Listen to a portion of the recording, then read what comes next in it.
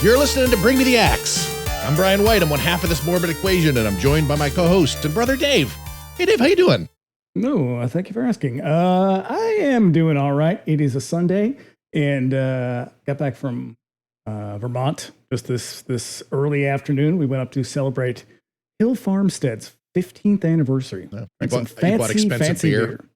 I did buy. I had to restock my supply, but we won a very fancy glass of beer. And it's strange to think I won a glass of beer. And when I say a glass of beer, I mean like what? It's like a shot of beer. It's like I'm going to say 15 centiliters. Wow. Was it good beer? It was outstanding beer. On a scale of 1 to 5, I'd give it a 5. If we had paid for it, it probably would have been over $100. Oh my God. My fucking God. It was a 2012 Cuvée. Very tasty indeed. I just like my cheer wine. Yeah, well, this is like cheer wine, but it's like $130 a glass. Now, I would like to be clear. I'm not going to say I would never pay that much money, but I can't imagine a world in which I would happily or readily pay that much money for a glass of beer. Though slightly less than that, yes. I went out once when I still drank. I went out with my boss and a couple of other people that I worked with, and he was a sort of guy who started off in his career quite poor, and like he kind of grew up poor as well, and then like his business was very successful, and he suddenly had more money than he'd ever dreamed of having, and so he very freely spent his money like an idiot on really stupid stuff. He was like, "I'm a DJ now, everybody." Oh, he managed a hip hop group from Portsmouth at one time. But I know who you're talking about. And he ordered. We went to I cannot remember what it was. It was in Portsmouth, and Josh, is that his name? No, it wasn't him. But he ordered Pappy Van Winkle. Which have you heard of this stuff? The name is familiar. It's really, really hot among the fucking tech and like crypto bro set because it is a bourbon and a bottle of it costs about $2,500. And it's a stupid name. It sucks. A glass of it, I believe, cost like $100 and something, and I was like, "Ooh, being fancy tonight. This could be great. I can't wait to taste this. It's gonna be some fucking awesome bourbon because I enjoy bourbon." I drank it and it was okay. Yeah. Well, here's the thing, and this is gonna sound pretentious as fuck. If you know what you're drinking and you are enthusiastic about drinking it, you probably understand why it costs that much money. But if you're not like a big beer person or a big bourbon or whiskey person, then yeah, it's like the equivalent of being like, I could just get a box of wine for $15 and it's the same fucking thing. It's like, yeah, if you're not that enthusiastic and don't know much about it, you probably won't tell the difference. So why bother? Yeah. But I'll tell you what I do hate though, because I love beer. Hate beer culture.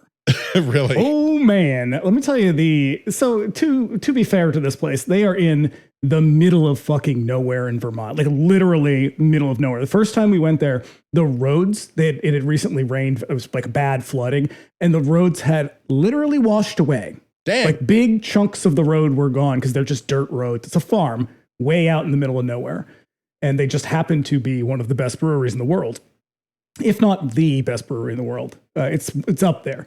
And so it's not going to be a hub of diversity.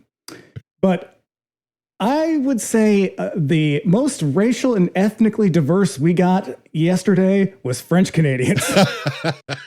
It is white, lily white. It is. You get the feeling everybody in the room plays mandolin. No, not quite. It's not like that. It's like everyone's wearing like their a t-shirt from another brewery that they trekked to far away. It's like when we used to go to hardcore shows. Yes, and like your rep, your rep depended on who your favorite band was.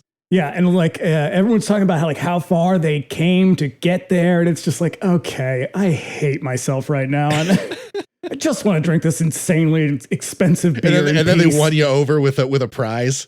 Well, no, the brewery people are very nice. Those people absolutely all play mandolin because these are people who just live in rural Vermont, like they grew up there. Okay. Or they like went there to work specifically at this place. But no, they are very much like of the earth. That's funny. It's the people who visit. It's the brewery bros. And like their girlfriends all look like influencers. And like, but everyone's wearing like yoga pants and fucking pajama pants. And I'm like, Jesus Christ, I feel like I'm on the South Shore. That's great. I mean, no offense to the South Shore. Nah, a little bit of offense to the South Shore. Suck it, South Shore. Uh-huh. Oh, boy. Yeah, so we practically grew up in neighborhood video stores. The steady diet of utter garbage that those shops provided us with continues unabated to this day. There's no one else I enjoy chopping it up with more about trashy movies than Dave. Just before we get into it, here's a little housekeeping. If you want to keep up with us between episodes, you can also find us on Instagram at Bring Me the Axe Pod, and Dave's over there at That Werewolf. Mm-hmm. I don't know why that, you know, that SNL clip that I posted to hype the Jamie Marks' Dead episode is like on fire right now. Well, because people are like, oh my God, I love Saturday Night Live. And I love Christopher Walken. I love Christopher Walken. I've never heard of this Jamie Marks' Dead film. Don't care about it though. Saturday Night Live, Viva la Walken. Yep. And if you don't know, we have another show called 99 Cent Rental, where we cover all manner of video store madness on the weeks that Bring Me the Axes off. Our latest episode covering Blood of Heroes with Rutger Hauer is out now. We'll be back next week with a look at William Friedkin's Giallo-styled Cruising. Mm. Yeah, it's very much. Have you seen Cruising? You must have seen Cruising. I've seen Cruising a bunch of times. Okay. Yeah. Yep. You can also contact us directly at bringmetheaxepod@gmail.com with any questions, comments, or suggestions. Do let us know if there's a movie that you love, would like to hear us give it the business. If you would like to support us on Patreon, you can look us up over there at patreon.com/bringmetheaxepod. There's a couple of tiers you can join there. Subscribers at the $5 a month tier can look forward to our bi-weekly X-Files rewatch pod, Do You Think I'm Spooky? There's also our monthly Bring Me the Axe Millennium Edition, which is a bonus episode in which we explore modern horror movie. Our latest episode dropped yesterday. It was 2014's Jamie Marks is Dead, a movie that I think I'm confident in saying took us both by surprise. I had seen it once before. Yeah. It is a very sad film. Mm-hmm. I picked it specifically because it is a little bit sad and because it, I think it represents the more complicated sort of aspects of like being queer and coming of age. Yeah. And I think that, you know, sometimes in a lot of media, it's very like cut and dry, like, you know, boy meets boy, girl meets girl. They realize their sexuality, fall in love, and hooray. This is not quite that. And this is the rocky road to love. Yeah. Yeah. There's also my bi-weekly DJ show, Radio Free Haddonfield, on the weeks when you Do You Think I'm Spooky is off. You can expect a surprising mixtape of everything from rock to disco to punk over there. All Patreon subscribers, even the free tier, get access to our Discord server. Paying members get access to additional channels like voice and video chat, the watch parties option. Friday nights ahead of Monday's episode, we watch the movie that we're going to be discussing. And we have a growing audience. It's there's more and more people joining us every week. It's fun. It's a good time. We're just going to hang out and watch Cruising. Yeah, we're all going to make it weird. I mean, hey, if y'all have not seen Cruising, it is a shockingly sexy film for 1980. You might come away from it having entirely like having a new discovery of your feelings over leather. Mm-hmm. Once again, that's patreon.com/bringmetheaxepod. And lastly, if you like what you hear, you can subscribe to us wherever you get your podcast. We're also on YouTube. Search us by name, subscribe if you prefer to consume your podcast that way. And you'd be doing us a favor by leaving us a 5-star review on Apple Podcasts and Spotify. Oh, yeah. So, I don't know, do it.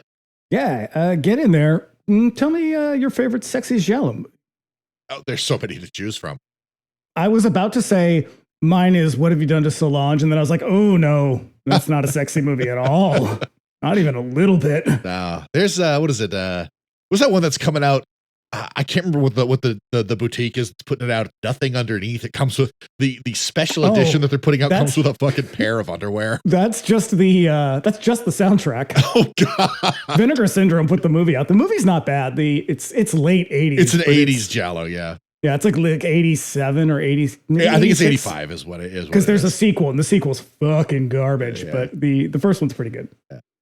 Yeah. And if you listen on YouTube, do us a favor. Give the episode a like. Leave a comment. We love hearing from you guys. And just want to get that all out of the way right at the top of the show, because it's Pride Month. We're kicking it off. We're doing it. We're doing it proper. We're bringing you high camp with this one. That's right. So here's a little taste of what we're talking. Sister, sister, oh so fair, why is there blood all over your hair? Whatever happened to baby Jane? To seek the answer to that question, we will follow a man plotting a murder. Highly specialized work. But Robert Aldrich has considerable experience in such matters. He has a dozen successful pictures to his credit. His stars are Bette Davis and Joan Crawford. The scene: an Italianate villa in a once fashionable section of Los Angeles. Its halls, once crowded with the bright, the beautiful, and the celebrated, now echo only to hectic whispers, the insistent call of a buzzer better left unanswered. A telephone that has become an object of fear. A supper tray that will not be touched. A window barred against the world. A hammer. A mute scrawl crying for help. From these elements, director Aldrich has fashioned a motion picture with a curious title: Whatever Happened to Baby Jane? Bette Davis is Jane Hudson.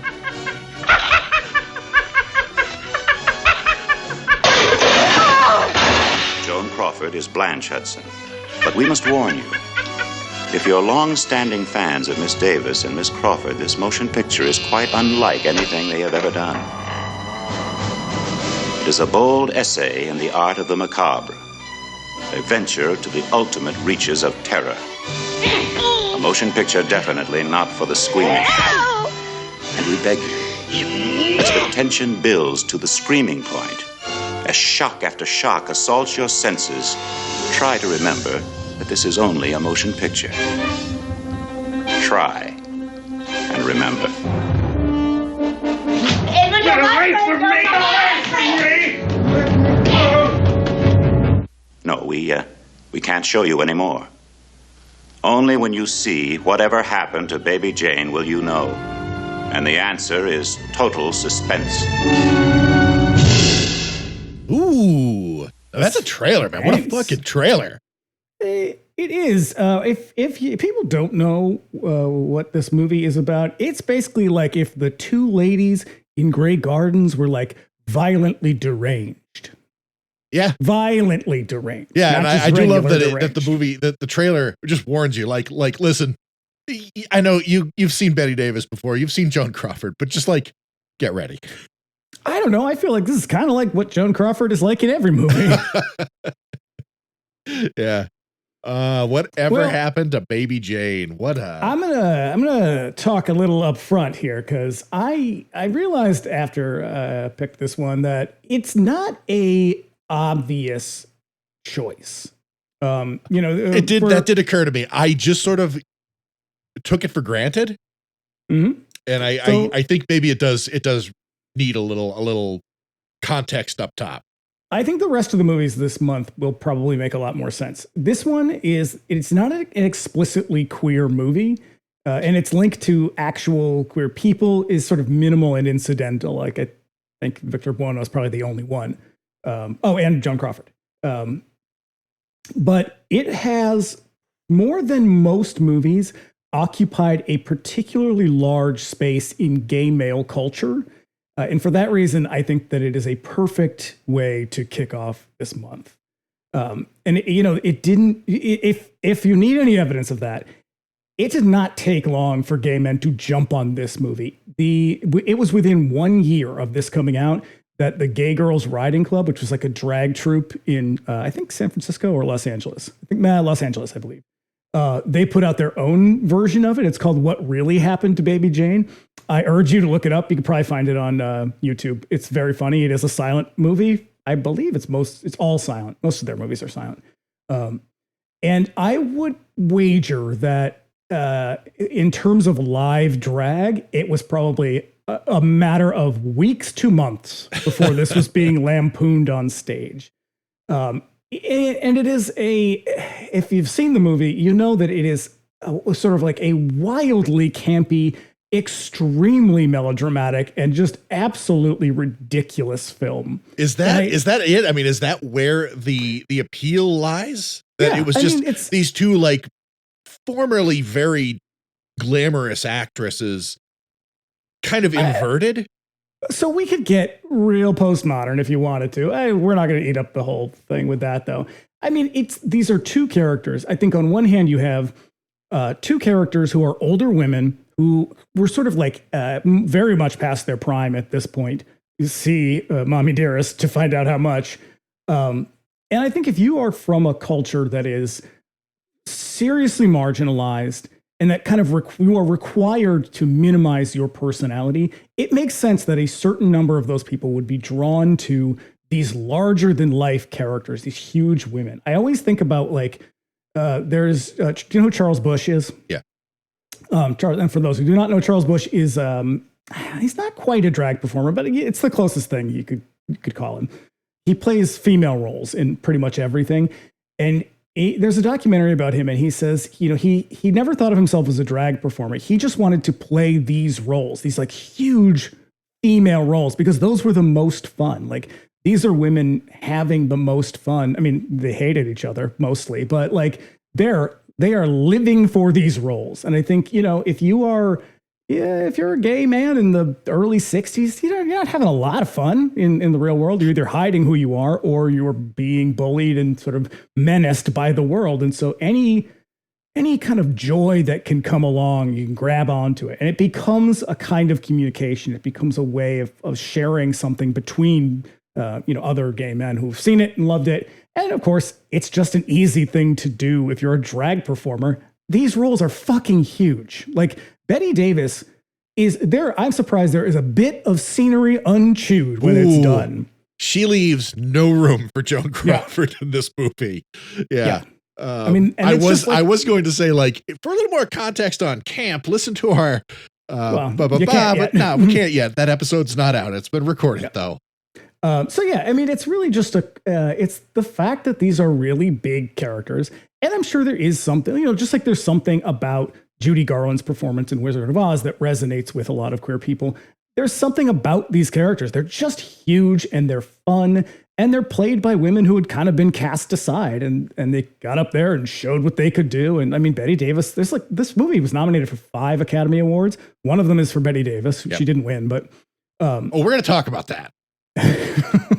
Because I was alarmed when I read about. Oh, you didn't know that story? I had no idea. I'd never heard the story of the 35th Academy Awards. Mm-hmm. So I think that's kind of why it is such a big thing. It's easy to spoof if you're doing comedy, and if you're watching it. They're big female characters that are brassy and boozy and fun. Yeah. And that's because it was like, I can't remember who it was, but in the discussion channel after we'd watched this movie, one of the people who had watched it with me was like, honestly, I think like the best character, like my favorite character in the movie, the character I want to be is Baby Jane Hudson. And I was like, no, I get it. I totally understand. She is the protagonist of this film. Make no mistake. Yeah. Oh boy, what a fucking fun movie this is. I get it. I totally understand. It's like the same way that like people really latched on to Frankenfurter, in the same way is like big and ridiculous and hyper confident is just immediately appealing. Yeah, I mean, if that's the short version, there is obviously a longer version. If anybody wants to talk about it, I'm happy to talk about it. I'm just not going to do it here. Yeah, it works, man. This movie is off the fucking chain. Mm-hmm. Yeah, just from the start. It is so goddamn great. It is wild to think that this got made. It just at all. Like someone was like, they read the script and were like, yeah, sure, go ahead. Yeah, I get the feeling that the book that it's based on is different, because from what I had read about Robert Farrell's book, it sounds kind of like he was ripping off Shirley Jackson. Yes, absolutely. It is. It's much more macabre. It's surprisingly much darker. It's more violent. Yeah, and Aldrich brought Sunset Boulevard to it to sort of balance things out. Yeah. So here we go. The year was 1962, year of our Lord. Things are going great. Everything's just fucking wonderful. So here were some other movies that were released in 1962. The Awful Dr. Orloff came out that year. Have you seen that one? I think so. Jess Franco? Yes. Yeah, it's not bad. Yeah, I watched it. I went through a Jess Franco phase like a year or two ago. As much as I seem to dislike Jess Franco's movies, I also go through a periodic Jess Franco. Because there's so many of them. There's a million of them, and there is a baffling appeal to them that I am dying to uncover. He's like what if Roger Corman were unrestrained sexually? Pretty much. The Bloody Moon is a movie that I am just fucking fascinated by, because when I reviewed it for Cinema Suicide a million years ago, and I came to a weird conclusion as I was watching it, was that Jess Franco was remaking Halloween, having never seen it, based entirely on the description of somebody who kind of remembered it. And you have got to appreciate that. I love it to death. Because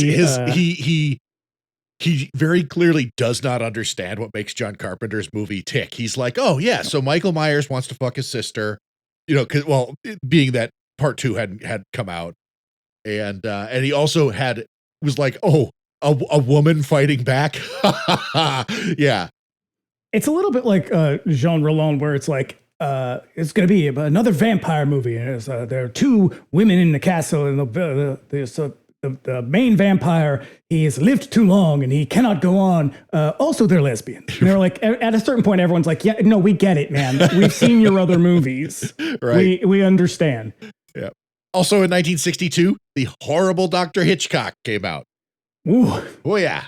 Oh yeah. Saw that one last year for the first time. Wasn't expecting as much necrophilia. Is that Ricardo Freda? Yes. Nice. Yeah, I enjoyed it. I liked that one quite a bit. It's a decent movie. It is insane to think that one got made. And like in all the interviews with the guy who wrote it, he was like, "Oh, I don't know. They asked me to spice it up a little bit, so I just threw in some necrophilia. No big deal." Yep. Also in 1962, Carnival of Souls came out. Okay. Yeah, that movie feels older to me for some reason. Because it's cheap as hell. That's probably what it is. Also in 62, Cape Fear. Oh, that's a good movie. It's a good movie. And rounding it out, Tales of Terror came out in 1962. That's a less good movie. I still like it. I do too. Still like it. Our cast and crew, we've got a director, a man named Robert Aldrich. And he is a very interesting man. A fascinating dude. He is, as far as I can tell, he is a real anarchist. Mm-hmm. This guy poured into fabulous wealth. He just did whatever the fuck he wanted. His family, all the time. His family were known as the Rhode Island Aldriches. That's how much fucking money they had. They were like a Gilded Age family. Where are they coming from? Newport? Around there, yeah. And he was sort of becoming an adult during the Depression, and the sort of, financial situation of basically everybody who was not his family soured him against his own fucking father, and he walked away from it, and his dad ends up completely disowning him and disinheriting him. He's gone to make sinful pictures. Yeah. And and he just turned in a very leftward direction. Mm-hmm. And there is just a consistent character of bitterness and disillusionment in his body of work, whether it's macho war movies like Attack and The Dirty Dozen, noir like Hustle and Kiss Me Deadly, or his women's films, an actual thing that we talk about in our polyester episode. Mm-hmm. Yeah, he made I think it was a year before this, he made The Killing of Sister George, which is also a kind of vaguely queer movie. Yep. And then he also, a couple of years after this, he makes Hush Hush Sweet Charlotte. Yeah, just hush, just shut up, Sweet Charlotte. Shut up. God. That movie is not very good. Everyone is just constantly oppressed and failed by massive uncaring systems above them in his movies. Yeah. Mm-hmm. Just amazing movies. He's so fucking good. When I was like, let's look up this Robert Aldrich character. Let's see what this guy's all about. And I looked at his IMDb and I was like, shit, these are fucking great movies. My God. Yeah, no, he has everybody who worked on this movie, like literally everybody, It is a fucking who's who. If you run down the cast, like Lucas Heller. So he works with Lucas Heller. Lucas Heller's basically like his writer. Yeah, Lucas Heller also writes The Dirty Dozen, Hush Hush Sweet Charlotte, Killing of Sister George, Son of Hitler. Yep. The cast is the cast is we'll get to in a minute, but like the DP is a guy named Ernest Haller who did Lilies of the Field, Dead Ringer, Rebel Without a Cause, Mildred Pierce, Gone with the Fucking Wind. I know. Like, it's like everybody, and even the music. The guy who did the music, Frank Duvall. I love his credit in the credits is just music by Duvall. And I wonder if that was a guild thing because he's also an actor. And so it might have been you can't do both. That's a good observation because I hadn't considered that. Like when I looked him up, I was like, holy shit, this guy's done everything. The Brady Bunch theme song. Yeah. And his music in this, I completely fucking failed to write about the music in this one because the music in this is so good. It's good. It's weird. And you can see why, after watching this, you can see why he was successful in TV. Have you ever, do you know who Carl Stalling is? Yes. So for the listeners, Carl Stalling was the composer of all of the Looney Tunes music for WB. And as I'm watching this movie and listening to the music, because the music is very diegetic, and it's in that same way that Looney Tunes music is, because you can listen to it. It's on Spotify. It's streaming on all the platforms. You can listen to a collection called the Carl Stalling Project that has the physical version comes with a book that has an introduction by John Zorn, who's like an avant-garde jazz saxophone player. Who basically talks about like why it appeals to him. And his description is like the character of his music is constantly changing to sort of like suit what's happening on the screen. And so like time signatures change, keys change, everything is constantly changing to sort of suit what's happening on the screen. And the same exact thing is happening in this movie. And it has a just baffling, like bewildering quality to it. It's so good. It doesn't really have much of a soundtrack per se, like a score. It has a repeating theme. Like there's a motif that just runs through the whole movie and it gets slowed down and sped up and kind of tweaked a little bit here and there. But it's really just one or two pieces of music that just get played over and over. And as Baby Jane goes crazier and crazier, it starts to like the character of the leitmotif like shifts with her madness. It's so cool. Yeah. I mean, you say she goes crazy. I say she becomes more righteous. yeah. Oh my God. She becomes more rad. So our cast goes without saying. We got Joan Crawford, who we last saw sort of in our Mommy Dearest episode. Crawford was one of the hardest working actors of her time. Is one of the ultimate comeback kid stories, having gone through several waves of career crash outs and returns. Initially rising to prominence in the 20s at MGM, her career was bottoming out by the 30s. Moved to Warner Brothers in the 40s, saw her taking home Best Actress for Mildred Pierce. Great movie. And Baby Jane marked yet another career comeback after a fertile period of the 50s and a near financial ruin following her husband Alfred Steele's death in 1955. I would say that in like a pretty stacked cast, and it's a small movie, even though it feels very big. Yeah, it's got like 3 people in it. She's the weakest link. Yep. 100%. Like no question at all. Yeah.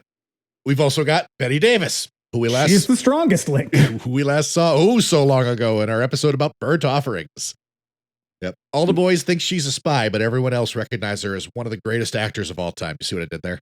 That's nice. That's nice. She had a similar career trajectory to Crawford's with peaks and valleys. Her sheer force. She was pretty consistent, I would say. They weren't as dramatic as Crawford, because Crawford was constantly like she bottoms the fuck out like several times. And Bette Davis never really does. She ends up doing stuff that people probably raised an eyebrow about, but like she worked pretty consistently, and her movies are generally pretty good. Yeah. Like it's not like she's in Trog or anything like that. Right. Her sheer force of personality kept her in the spotlight right up until her declining health in the 80s sort of forced her to cool it with over 100 credits to her name and a badass reputation. One of the coolest women in Hollywood. She was the first woman to be president of the Academy of Motion Picture Arts and Sciences. Yeah. Okay. Yeah. Got Bette Davis eyes.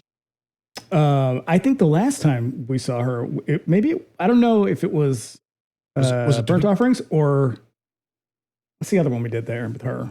Watcher in the Woods. Oh, right. She was in Watcher in the Woods after we did Burnt shit. Offerings. Yeah. She's becoming a regular. This is her 3-time. Mm-hmm. Yep. And rounded out, we got Victor Buono in his first starring role. You're going to see him again in 1964 when Aldrich drops Hush Hush, Sweet Charlotte. But you know him and love him as King Tut on the insane 60s Batman, among other campy 60s TV shows, as well as one of the mutants in the equally crazy Planet of the Apes sequel, Beneath the Planet of the Apes. Yeah, that one's pretty wild. Yep. That one ends with them completely destroying the planet. Mm-hmm. And yet there are more sequels. There is. Yep. He was a confirmed bachelor. He was. Down in old Hollywood town. It's pretty obvious that he's a confirmed bachelor. And like they kind of play it up a little bit too. Like even if you watch Batman, the King Tut character is pretty gay. Yeah, I think it was the Simpsons lampooned it on one of the episodes with. Oh God. Be afraid to use your claws, boys. Yep. So we got a couple of taglines here, and they kind of suck. Yeah. We heard it in the trailer. Sister, sister, oh so fair. Why is there blood all over your hair? It bugs the shit out of me. I hate it. It's like a nursery rhyme kind of thing. Also, no blood in anybody's hair in this movie. Oh, I mean, you could argue maybe, what's her face? Elmira, whatever. Oh yeah, she definitely got blood up in her hair. Yeah. Yeah, it sucks. It feels grammatically weird. Yeah. And it's just stupid. It's the all over. They're doing it to kind of like give it a little bit of rhythm, but it's still it's clunky. Doesn't work. And then the one that really fucking sucks. You'd better be shock-proof before you dare find out whatever happened to Baby Jane. I mean, what happens to Baby Jane is not the shocking part. It's what Baby Jane does. Yep. There is a third one. It is, please don't tell your best friend what happened to Baby Jane. Which is... Okay. I weird. It's at best it's weird. Yep. Like, can I tell other people though?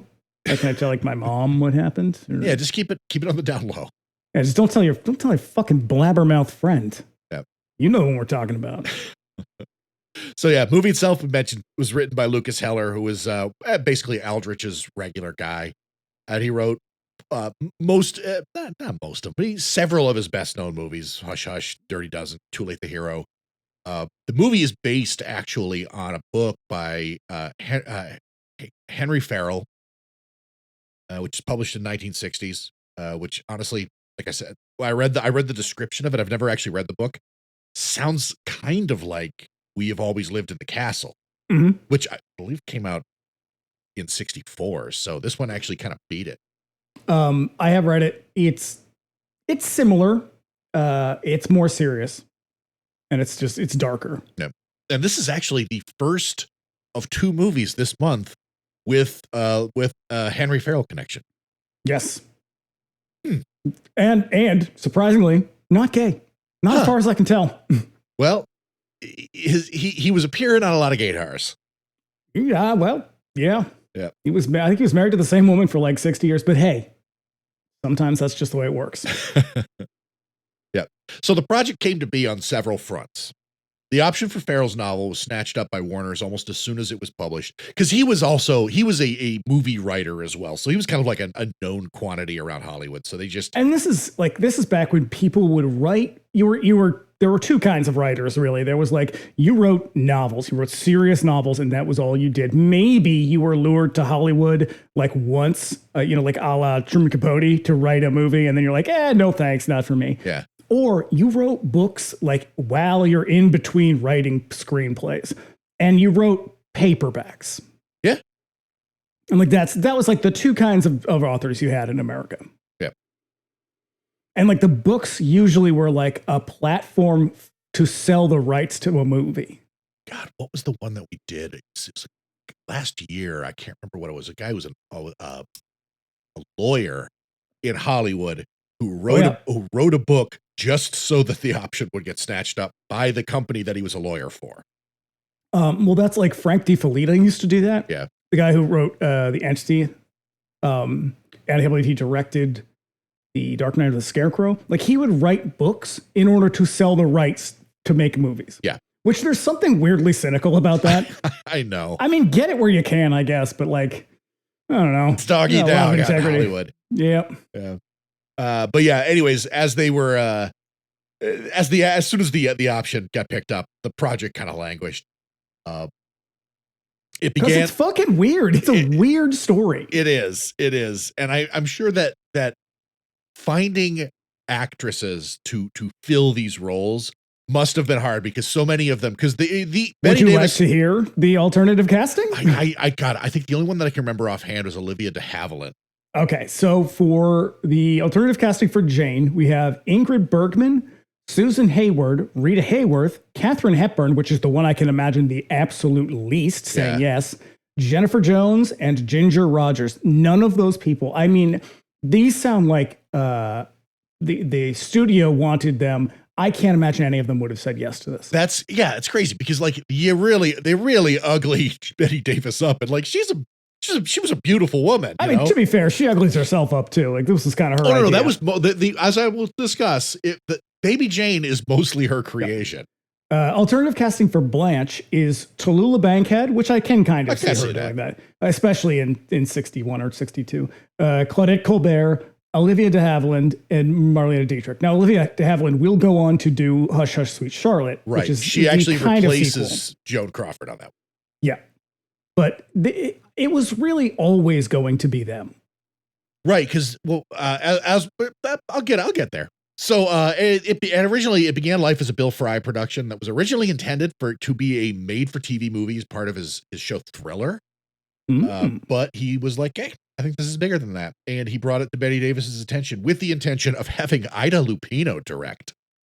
Weird. Yeah. Interesting. Yeah. The project, again, got stuck in development hell until 1961 when Aldrich came on as director at Joan Crawford's request, having worked with him on Autumn Leaves a few years prior in 1956. I want the Ida Lupino version. Oh, shit. Ida Lupino is cool as hell. Yeah. So prior to this, Bette Davis had been trying to get it made with Alfred Hitchcock, who was promoting Psycho at the time and was trying to get the Birds going. Yeah. And then I could not help but notice that throughout the story, there are references to Psycho. Oh yeah. No, they know exactly what they're doing with this movie. Right down to from the casting to everything. Like these two were cast because of their known kind of feud. They didn't like each other. I'll talk about the feud because that's mostly where my bio stuff lies. But they're really, this is an audience like Easter egg filled movie. This is one for the audiences, not for the critics. We will get to that. But yeah, it's all about like, it's not quite exploitation, but it does kick off its own genre. Or its own subgenre. Gotta talk about that too. There is also, just for funsies, everybody, there is a Italian spoof of this movie from 1964 called Whatever Happened to Baby Toto? Very nice. I bet it's very sexy. Probably.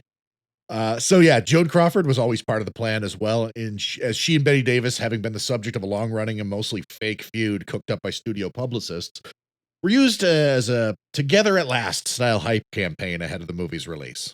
I mean, they didn't like each other. No, they didn't like each other, but it was mostly because Joan Crawford was a difficult person. She was very like aggressively assertive with people that was very off-putting. And so nobody really liked being around her because she was just a very challenging person. Yeah. I'm trying to avoid the she's difficult to work with trope because I don't think that's the case. I think that she knew what it took. And she was one of the few actors out there at the time with the balls to take control and stand up for herself. And that was such a turnoff to a lot of producers. Yeah. And, at a time, and also, they would do this all the time where they would, in the tabloids and in the, so like the Hollywood press, they would pit these two actresses against one another, even though they really there was no actual feud. These two, there actually kind of was, but mostly again, it was a pretty one-sided thing. Like Bette Davis has kind of always been like, look, I didn't like her. She was mean. She was not fun to be around, but like, I respect the hell out of her. She was an incredible actor.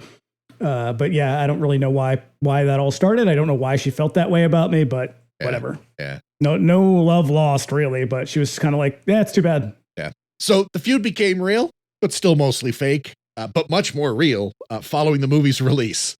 This blew my fucking mind. So Joan Crawford, an unreliable narrator, if ever there was one, claimed that she called Davis to tell her how much she liked the movie upon its release. And Davis replied in kind with comments about how great she thought her own performance was. Is this true? Probably not. Crawford always seemed to be operating. The actual quote is, "You're so right, Joan. The picture is good. And I was terrific." And then Joan Crawford, because she tells this story to, I don't know if it's like Mike Douglas. I believe she tells it to Hedda Hopper. No. This was in the 70s. So yeah, I think it's like a Mike Douglas interview or something like that. And so Crawford's like, and that was it. She never said anything about my performance. Not a word. So she was still carrying this beef. Yeah, I mean, that's why it is like, if you know anything about her, and if you just watch, as much as Mommy Dearest is full of shit, you will get some insight into like how, if you know how she grew up extremely poor. There was just this constant competitiveness and pettiness that's just ingrained in her. And the idea that other people were getting something that she thought she deserved was untenable, and she was fucking vicious about it. Yeah. Jesus Christ, get ready. So, as I was saying, Crawford always seemed to be operating from a place of hurt and spite. The beef probably had more to do with the 35th Academy Awards, when Bette Davis found herself nominated for Best Actress and Victor Buono was nominated for Best Supporting Actor, and Crawford's name was nowhere to be found in any of the nominations. And this would have been, if she had won, but this would have been Bette Davis. So it was her 10th nomination. I think it would have been like her 5th or 6th Oscar. Yeah. And she would have won. She would have had more than anybody else. And a Best Actress is up there. It's like winning Best Picture, you know? Yeah. So it was a big deal. Yeah. So rumors around town were that Davis was a shoo-in for the win, but was shocked when Anne Bancroft was announced as the winner for The Miracle Worker. Now, this wouldn't have been a thing anybody remembered had Crawford not gone and made it weird. Mm-hmm. Corroborated by Hedda Hopper's own involvement, who we last saw in our episode about 1950 Sunset Boulevard. Definitely go back and listen to that. That's a favorite. And hey, Hedda Hopper, big asshole. Holy shit. She was like, she loves stirring the pot more than anybody else. Oh God. And she was like Joan Crawford's toady. Yep. So in the conspiracy to deny Bette Davis the Oscar, Hedda Hopper played a role. Crawford did her part by calling up the other nominees and asking if she could accept the award while Hopper used her on their behalf, basically. While Hopper used her position as a celebrity gossip columnist to bolster the competing actresses while shit-talking Davis at every opportunity, sometimes directly to Academy voters. It's also worth keeping in mind that at this time, the Academy Awards weren't really a big thing. They were starting to get big, but like they were still an industry thing. It was basically like the motion picture industry, like patting themselves on the back. Yeah, it's not the big, gala event that it is now. It didn't have the same weight. No, but it is getting industry. Glamorous. Yes. So when Bancroft's name was announced, Crawford, dressed up hyper glam, comes walking in from off stage to accept the award on Bancroft's behalf, just to piss off Bette Davis. Now, why did Anne Bancroft say yes? Because she was not available, and I think that she was just on good terms with. Yeah, she's probably like, whatever, man, I don't care. Yeah. So how much of this is true? Well, it's hard to say, really. Ryan Murphy's series Feud plays it up like a bitter and enduring rivalry between the actresses, and the feud did become a thing of legend, mostly due to the inconvenience and unreliable of human memory. But the story also Ryan Murphy is a hack. But the story conveniently leaves out the part where Joan and Bette reunited a couple of years later to work with Aldrich again on Hush Hush Sweet Charlotte, a hard thing to conceive of if these two women were truly at one another's throats over an Oscar nomination that very rightfully went to Bette Davis for her superior performance. Yeah. Joan Crawford's Blanche Hudson is a fucking dud in this movie. Yeah, she is boring as hell. Like, even for, like, I don't think Joan Crawford is a great actor in general. I think she's really hammy and everything. She is good in Mildred Pierce, but I think she's just kind of like, she's just there in this movie. She at best, she's weird. She does like weird things, but Bette Davis fucking owns this movie. Victor Buono is great in it as well. Yeah. So ultimately, Joan Crawford is replaced on Hush Hush with Olivia de Havilland, having nothing to do with the supposed beef with Bette Davis and everything to do. No, it's because she didn't like Robert Aldrich. Well, they fought constantly because she had a lot of ideas. Okay. And he was just like, eventually he was like, no, we cannot do this again. But eventually she vanishes because she was sick. And he was like, he fucking got a private detective to go out and find her to make sure that she was actually sick. And it turns out that she actually was sick because she did have a kind of well-known habit of working through sickness and injury until she could no longer work through sickness and injury. Hey, because there is wrong with like, that. Mommy Dearest begins on just such an instance where Joan skated on a broken ankle for a role. According to Crawford's biographer, Robert Dance, the ladies kept it strictly professional, but never worked together again following this production. And that was probably just like, they were older. They weren't getting, they were getting kind of weird roles. She goes on to do the William Castle movie, Straight Jacket. After this, she does Berserk. Not long after this, a British movie, this very weird circus, Giallo. 1970, she does Trog and then fucking hangs it up. Yep. So... yeah, but as a matter of fact, like Betty, after Joan Crawford's death, the publication of Mommy Dearest, Bette Davis is quoted saying, "I was not Miss Crawford's biggest fan, but wisecracks to the contrary, I did and still do respect her talent. What she did not deserve was that detestable book written by her daughter." I would try a Bette Davis impression, but I don't think I can pull it off. No, you definitely cannot. Ultimately, both actresses had a great personal stake in the production's success. They were both paid a healthy salary, but by the studios, but still under their usual quotes. They accepted points on the back end to make up for it and worked their asses off to promote the movie. Bette Davis, I think the budget was like $800,000 or something. It was $600,000, but it went over budget by about $300,000. Damn. Yeah, and like I'm sure half of that is their salary. Probably. Yeah. So Bette Davis promoted the movie by appearing at 17 movie theaters in 3 days with a fucking marching band accompanying her. Yeah. Joan Crawford did pretty much the same thing. Yep. Just to get people to turn out. And a part of the promotion involved placing envelopes under random theater seats. And attendees who found the envelopes took home actual Baby Jane Hudson dolls. And these things are creepy as hell. I know there are 45-year-old men bidding for that shit on eBay. I would love one. Oh, I would love one. I love me some fucked up memorabilia. They're very expensive. I'm sure that they are. So yeah, this was originally intended to be shot in color. They stuck with black and white at Bette Davis's insistence that color would make a sad story look pretty. What a fucking line. I love that.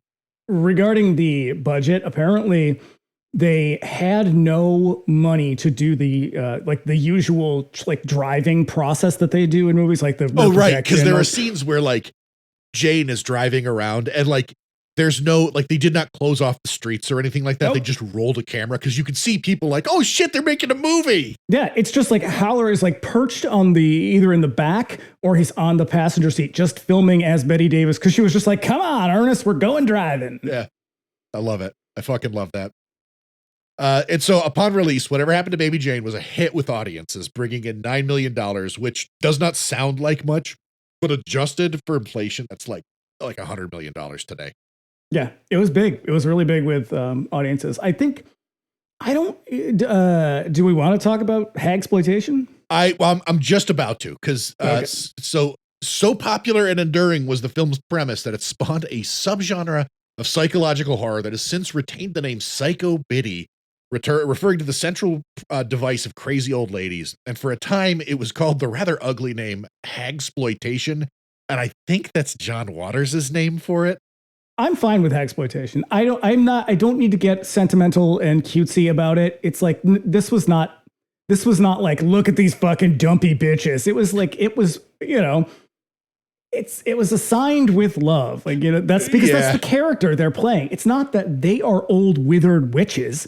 It's that the characters these women are playing are batshit hags. I would say, because the thing that the reason that it kind of rubs me the wrong way is it implies that like these women ain't shit anymore, and like this is what they're giving you, even though it fucking rules what they're giving you. But there's kind of like a nasty just quality to that, because I think we get obviously Bette Davis just fucking running on all cylinders in this one. Like Shelley Winters really made a name for herself with these, and I love Shelley Winters in those movies. But like again, like way past their prime in these movies. Like the point was to get these. It's to get these aging actresses and sometimes men as well.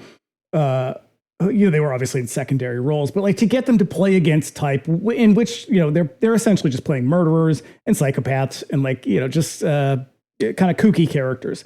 But what is really interesting, it's interesting that it captures the audience so much because nobody expected this stuff to work. It doesn't have a lot. It has almost no sex in it. Violence is really minimal. There are men in these movies, but they're secondary characters. Oh, yeah, no, the appeal of this movie is all tone. Yeah. And it's I think what's really wonderful about that period is that it's sort of like when Vincent Price had to accept that horror was what he was now. Yeah. And he was like, all right, fuck it. Then horror it is. Let's do it, everybody. And that's kind of what is happening here. Is like it gives these older actors, because believe me, at this point, it was out to the pastures with you if you were an older actor. Like maybe you end up in like one of the fucking disaster movies and stuff like that. You know, the big ensemble stuff. Oh, but sure. Nobody's opening a fucking movie like, Richard Widmark in 1970 isn't going to be opening his own movie. And so it's really remarkable that they were like, here are these incredible actors who are still very much viable and talented and want to work. And it gives them a platform and it gives them material to work with that is fun and funny and it's exciting. And it's like all of a sudden they're back, baby. Like and they're able to have fun and they're making money because again, it's not like it is today where people make millions and millions of dollars. These people were really kind of working paycheck to paycheck for a while. Which is crazy considering the lifestyle some of them led. Yeah, a lot of that shit was paid for by like the studios or other people. But and some of them were like fabulously wealthy. But for the most part, and especially at this point, and they had all grown up in the Depression. So they all grew up dirt fucking poor and were constantly terrified that they were going to go back to that if they stopped working. Yeah. That gets exploited a lot. But like, to give them this platform, and I know it has an unsavory name or whatever, but like it returns these incredible actors to the front of theaters for a while, but I think cable maybe. Mm-hmm. Oh yeah, like a very central premise of this movie is that Blanche is kind of experiencing a resurgence because of television. Yeah, and it really is. It is this. It's interesting to contrast this with something like Sunset Boulevard, because Sunset Boulevard deals with very similar themes. And it's about people who are aging, people who are no longer as beautiful as they once were, people who are forgotten about. Mm-hmm. And they're dealing with it in such starkly different ways. Yeah. It's kind of wild. Like, but they are very similar films. Oh yeah, it was retroactively, that title like hagsploitation and like psycho-biddy has been retroactively applied to Sunset Boulevard. Now, I would never apply it to Sunset Boulevard. I think that is a very different kind of movie, but thematically, they're very similar in that they are really addressing something that I think everybody will eventually have to contend with. Like, no matter who you are, I think you hit a certain point in your life where like your body doesn't come springing back the way that it used to. You know, like just age, shit gets weird. Yeah. And like, people don't pay attention. Like I think I've said on here before, like I got to a point in my life where like I had to accept that I'm not the target demographic for anything anymore. Like right. When people put up music and movies and all this pop culture shit, and I'm just kind of like, what is this stuff? It doesn't matter because it's not for me. Oh yeah, no. When like a new movie or like a new musical artist like hits me, I'm like, huh.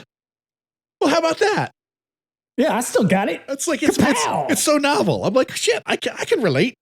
I'm hip. I can bend over at the waist and touch my toes.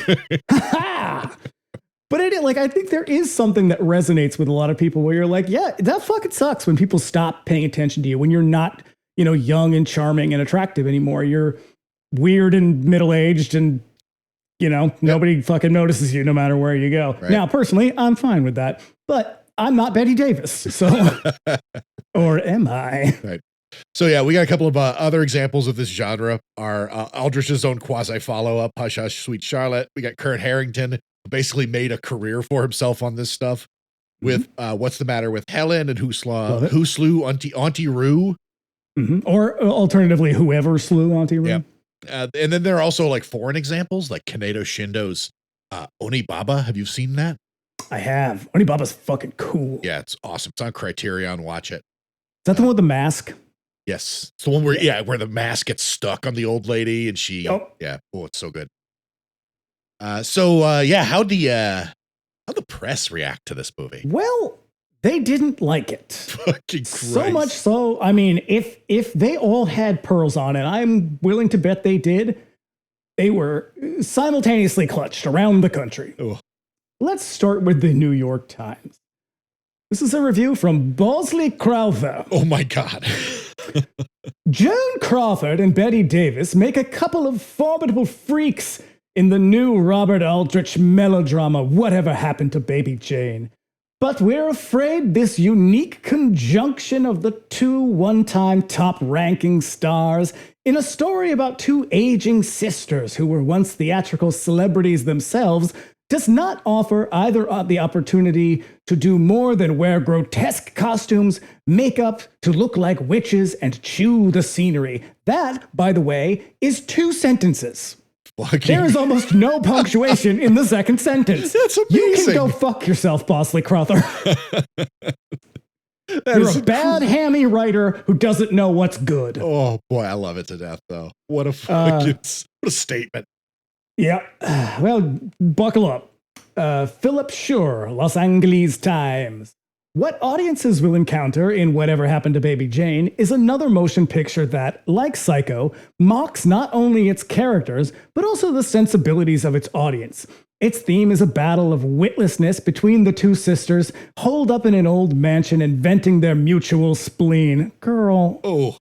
Miss Davis, gotten up as a simpering, ghastly horror of a harridan. My God. Jesus. Makes one laugh even as one recoils. Well, does one, Philip? Does one really? These people must have been paid by the word. They were insufferable. It is very clear that none of them understood what they were watching. Like, you're supposed to kind of watch this with a little bit of a sense of humor. Yeah. To be like, look at these disgusting, ghastly, horrible women. And I think I'm going to finish, then I'll give you my thoughts. Here's Variety. Variety was a little more middle of the road. Teaming Bette Davis and Joan Crawford now seems like a veritable prerequisite to putting Henry Farrell's slight tale of terror on the screen. Although the results heavily favor Davis, and she earns the credit, it should be recognized that the plot of necessity allows her to run unfettered through all the stages of oncoming insanity. So basically they're like, it's good. She goes nuts. It's kind of fun. Yeah. And finally, the Chicago Tribune. This isn't a movie. It's a caricature. Betty snarls and leers, and Joan suffers and suffers in this lurid tale of sibling rivalry, and it all goes on for more than 2 solid hours. Oh my God. First of all, very familiar Betty and Joan. I think what people are reacting to, what these critics are reacting to, quite interestingly, is they're offended that beautiful women were made to look ugly. Yeah. And I think that is kind of the fun of this, what will become hagsploitation as a genre. And even also, it's quite presumptive to be like, oh, look what they did to Bette Davis. Yeah, it's like, because, listen, bitch, what I'm about to tell you is that Bette Davis came up with that look entirely on her own and Bette kept Davis, pushing it to a point where producers and even the director were like, okay, listen, let's talk about this a little bit. Yeah, you're starting to look a little Ponchinello back there, okay?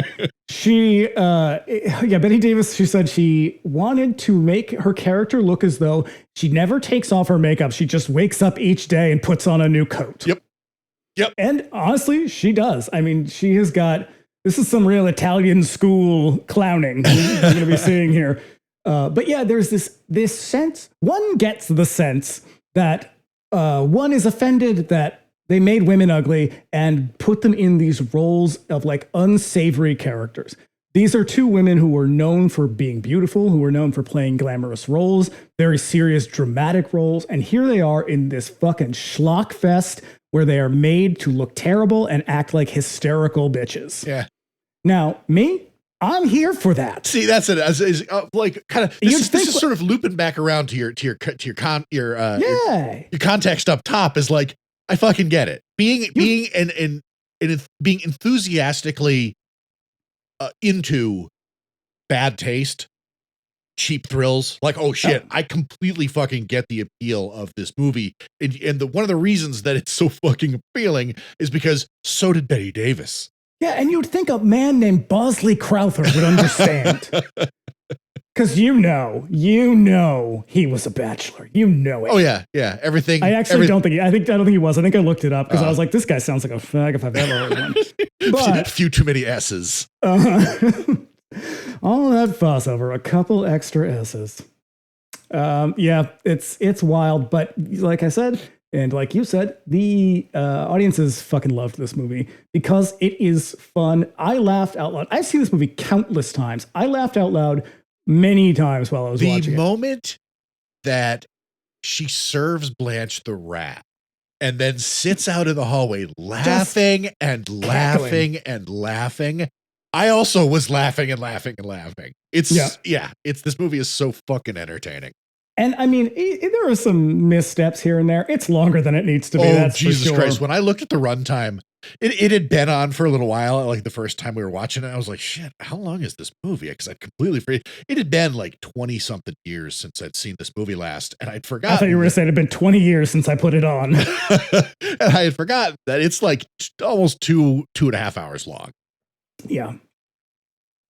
But yeah. So shall we? Yes, we must. Dive in. All right, here we go. We open on a little girl crying because a Jack in the Box scared her, maybe? You know, it's 1917. Everyone was doing a dance called the Funky Grandpa. It's a year of sadness for everyone except Baby Jane Hudson. Well, Baby Jane Hudson rules the vaudeville network. Her name in lights, baby. She performs several sold-out shows a day. I gotta say, the fact that there was a variety show starring a child and that it was a huge deal, I'm like, that alone is depressing. Because you're going to see the poster, and the poster is Baby Jane Hudson. See Baby Jane Hudson, the diminutive dancing deuce from Duluth. And then below it is like a monkey show and like puppets. Now, see, if someone was like, if I had kids and they were like, we want to go see the dancing Duluth dildo or whatever the fuck it said, I'd be like, oh, I don't think so. But then they were like, but what about the monkey show? I'd be like, okay. Yeah. Yeah. It's like seals and jugglers, and Baby Jane Hudson's like right up top. I tell you what, I get why Baby Jane Hudson was the star, because we're gonna cut to the wings.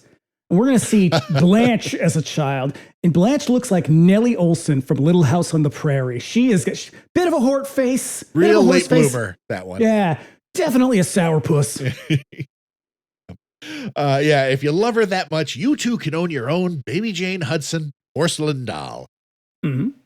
Yep. So she lights up the stage while her family watches from offstage. On walks her father to accompany her on piano as she performs a song called I've Written a Letter to Daddy. I've written a letter to Daddy. His address is heaven above. I've written, dear Daddy, we miss you and wish you were with us to love. This song is a dud. Yep. Hold that one in your head because you're going to see it again later and it's going to hit a little differently. Yeah. It's going to sound about the same. It's going to sound more like what I just did. Yeah. Or the clip we just played from the film, rather. It's uncanny. Yeah. So Daddy comes off the piano and they dance together to the delight of the crowd who's just eating this shit up. Yeah, it's just like, look, if this were Gene Kelly dancing with the cartoon mouse from Tom and Jerry, I'd be delighted. These fucking two, whatever. No, see, I get it too, because like this is the vaudeville age, and so like there's not a whole lot else going on in your town. That's what I'm saying. That's why it was so depressing. It's like, this is the fucking star of the show. Yeah, you go to church, maybe you go to the pharmacy to have a bromide. Mm-hmm. But like a malted if you could afford it, but you probably couldn't because it's 1917. This is like the talent show in Beaver Trilogy. Yeah. So, but it's a huge deal. So, when the song ends, a young boy brings one of those dolls to the stage and presents it to Jane. And off stage, her mother waits with her sister Blanche. And her father says, "Isn't that a beautiful doll?" And my note says, "Actually, no, it's a little disturbing and I don't care for it." It's like the fucking Annabelle doll from those movies. Yep.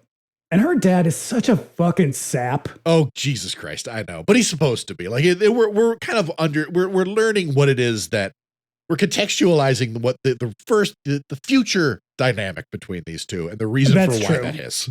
If Blanche was my daughter, I'd be that way too. Long-suffering Blanche was my daughter, I'd be a sap too. When they exit the stage, crowd gathers and watches Jane throw a tantrum over not wanting to take a nap at the hotel. She wants an ice cream and is losing her shit to the chagrin of her father, who loses his temper on Blanche when she timidly tells him that she doesn't want any ice cream. Not this bitch. God damn it. Yeah. So back in the theater, Mother tells her that one day she'll be the one getting all the attention and that she's going to have to be nice to her sister when that happens. Put a pin in that. Yep. So flash forward to 1935. Producers at an unnamed movie studio watch the dailies of a movie starring adult Jane Hudson. She's affecting a terrible Southern accent, and they're acting like the movie they're watching is a real dog. In actuality, the director says, she's got a Southern accent like I've got a Southern accent. In actuality, it's a combination of real Bette Davis movies called Parachute Jumper from 1933 and Ex-Lady from 1935. They did the same thing with Gloria Swanson's movies in Sunset Boulevard. Yeah, they do it in Madhouse too. Yeah, except that in Sunset Boulevard, they're presented as like these movies fucking ruled. And these ones, they show like popular Bette Davis movies from like 30 years ago, and they're like, these fucking dogs. Mm-hmm. So now the projectionists in the place to fill us in a little exposition. Jane was brought into the studio as part of a deal they cut with Blanche, who is the real talent of the two. And not just that. I can't imagine anyone ever making a deal like that. It's weird. It's weird. Like, that's just like, yeah, sure, we'll take this fucking giant tax write-off and eat however many millions of dollars just so we can get you to. Yeah. Not just that, Jane is a big-time drunk. And they have to make one Jane movie for every 2 Blanche movies. And the projectionist goes, why can't she stay sober? I don't know, girl. Life's hard. And so she's the biggest thing in movies, and she's a good person, according to these producers. They're going to go to the big Blanche Hudson party tonight and try to talk some sense into her. I think it's weird that they keep referring to her as Baby Jane, even though she's an adult woman. Yeah. Like, It's like they do that. They did that. Did you watch Righteous Gemstones? No. Okay, first of all, you should. It's on my to-do list. But one of the characters is essentially Baby Jane Hudson, but like as an adult and not as crazy. Character. It's Walton Goggins' character, Baby Billy Freeman, where he's the same thing, where he still is called Baby Billy Freeman, even though he's like a fucking old man. And his whole thing is he keeps insisting, like his whole thing is his sister goes on to be like the real talent of the two of them. And like, you know, once she hooks up the church, they turn into superstars while he continues to perform the song that they were known for as children called Misbehavin'. That's so weird. It's fucking awesome. It's really funny in that show. I have the 7-inch of Misbehavin'. It's a great song. It comes with the soundtrack. That's cool. Now we cut to the evening. One of the ladies gets out of the car to open up the gate to their big ass mansion. While she's working on it, the driver puts the car into gear and suddenly runs up on the lady at the gate, crashing into it. We don't see what happened, but it can only assume the worst based on all the screaming and the crying. Now, look, I know that this seems outrageous. This has happened a bunch of times. I think it might be time we need to outlaw metal gates at people's houses. Because this is what was her name? Was it Doris Duke? I think it's Doris Duke, the Doris Duke Charitable Trust. I'm about to be libelous. It is widely believed that she killed someone in very much this way in like 1930 something. So, I mean, maybe they're drawing from that. All right. So cut to today, or rather yesterday, according to the title card. Neighbor, Mrs. Bates, arrives home to find her daughter, played by Bette Davis's actual daughter, Beattie Merrill, watching an old Blanche Hudson movie. Oh, and man, is she really struggling through this scene. She is not an actor, everybody. Right. In actuality, it's the Joan Crawford movie, Sadie McKee. And it's miraculously on television now for all to enjoy. They always talk about the first time they saw the movie at the old Majestic Theater. And that lady, I can't remember the actor's name, but she has the fucking best mid-Atlantic accent. Oh yeah, she's very very proper, but she's very nosy. She's like Gladys Kravitz. Yeah, she's very nosy, and she's like romanticizing about Blanche. She's like, I never see her around the house. And the daughter goes, the only one I ever see is that fat sister slouching around. I was like, God damn. Brutal. Fucking brutal. Yeah. I just accused Doris Duke of murder, and that was less harsh. But every time that Mrs. Bates is on screen, it's just so smooth. It falls from her like gracefully. Yeah, that accent is it's amazing. Mellifluous. We got to bring that shit back, man. No, we do not. We do. We do. Shut up. Though I would have welcomed it when all those bros were drinking fancy beer around me. If they would be like, oh, I would rather have a stout. So they live next door to the Hudson sisters, and they never see Blanche out and about. Only Jane, who everyone thinks is responsible for crashing her car into her sister and crippling her. Out slouching around. Yeah. So next door, Blanche happily watches the same movie on TV from her wheelchair. Downstairs, Jane, made up like a nightmarish character from a Goya painting, drains a glass of scotch and heads up to check on her sister. And everything that Bette Davis does in this movie, like there's a reason why she was nominated for an Oscar for this, and there's a reason why she's so memorable. Everything she does is hugely exaggerated, right down to drinking from a glass. She is like swigging it back. Yep. The way she stands. The reason that she got the fucking nomination is because every single thing about this character is deliberate. Yeah. It is like her fucking body language, even down to the Foley in this, as she sort of shuffles around the house. She's always dragging her feet, her fucking slippers. It's crazy. That's when I texted you and I was like, the attention to detail in this movie is making me nuts. Yeah, she sort of stands. The slouching is like it's an accurate description because she's like kind of hunched forward and her back is a little bit arched, but somehow her gut is sort of pushed out. Yeah, the way she always stands is she always kind of got one hip thrown and she's got her hands on her hips, but she's like resting her fucking knuckles on her hips. Mm-hmm. Yeah. Like a dude. Yep. And her makeup is fucking crazy. Yeah. And like there are color set photos of it, and her basically she's wearing like layers upon layers of just white makeup. Yeah, it's like she's in Marcel, a black like she's in a fucking black metal band. Mm-hmm. Yeah, it's so great, man. It's so great. Also, they've got an awesome stairway that is going to factor into the movie because, as John Carpenter said, every good movie needs a memorable stairway. He's right. Yep. So Jane bitterly shuts the movie off and slams the door, disturbing Blanche's pet bird. She gets back to drinking and prepping Blanche's lunch when here comes Mrs. Bates again with a gift of some cut flowers for Blanche. She tells her how much she loves watching the old movies. Jane is unimpressed and ices her out, accepting the flowers but throwing them in the kitchen sink without so much as a thought. She really does. She's just kind of like, yeah. But the neighbor, she's like, oh, and we're so happy for her newfound success on television. And it's like, this is just local, like reruns on local TV. Yeah. Now, granted, you only had one channel. I was going to say, but I think that at this time, like this was, because like the thing that's kind of lost to history is going to the movies used to be a fucking event. Especially at city movie theaters, or even like small town theaters, like the Ioka around here used to be like a fucking movie palace as far as New Hampshire standards are concerned. But like going to the movies was like a thing. Like you would go to a movie palace. Like that's why there is the Egyptian theater in the style that it's in, or the Chinese theater in the style that it is, because it's more than just going to see a movie. Like you go for experience. Like they really do that. They really do it up in Annie that way. Yeah. If you ever go to Coolidge Corner Theater, which is my theater of choice, they have Movie House 1 is the original theater. And it is like, it's got a big stage. It's got a, tiered sort of seating. And if you end up in one of the other ones, it's just not the same. Yeah. Like it just doesn't feel quite right. You're like, this feels too new. Yeah. Same with like the Brattle. If you go to the Brattle, I'm like, I feel like I'm sitting in a gymnasium. Yeah. And like we've talked about it in other episodes about sort of like, sort of golden age movies is that early television stuff was mostly like, it was like watching plays on TV.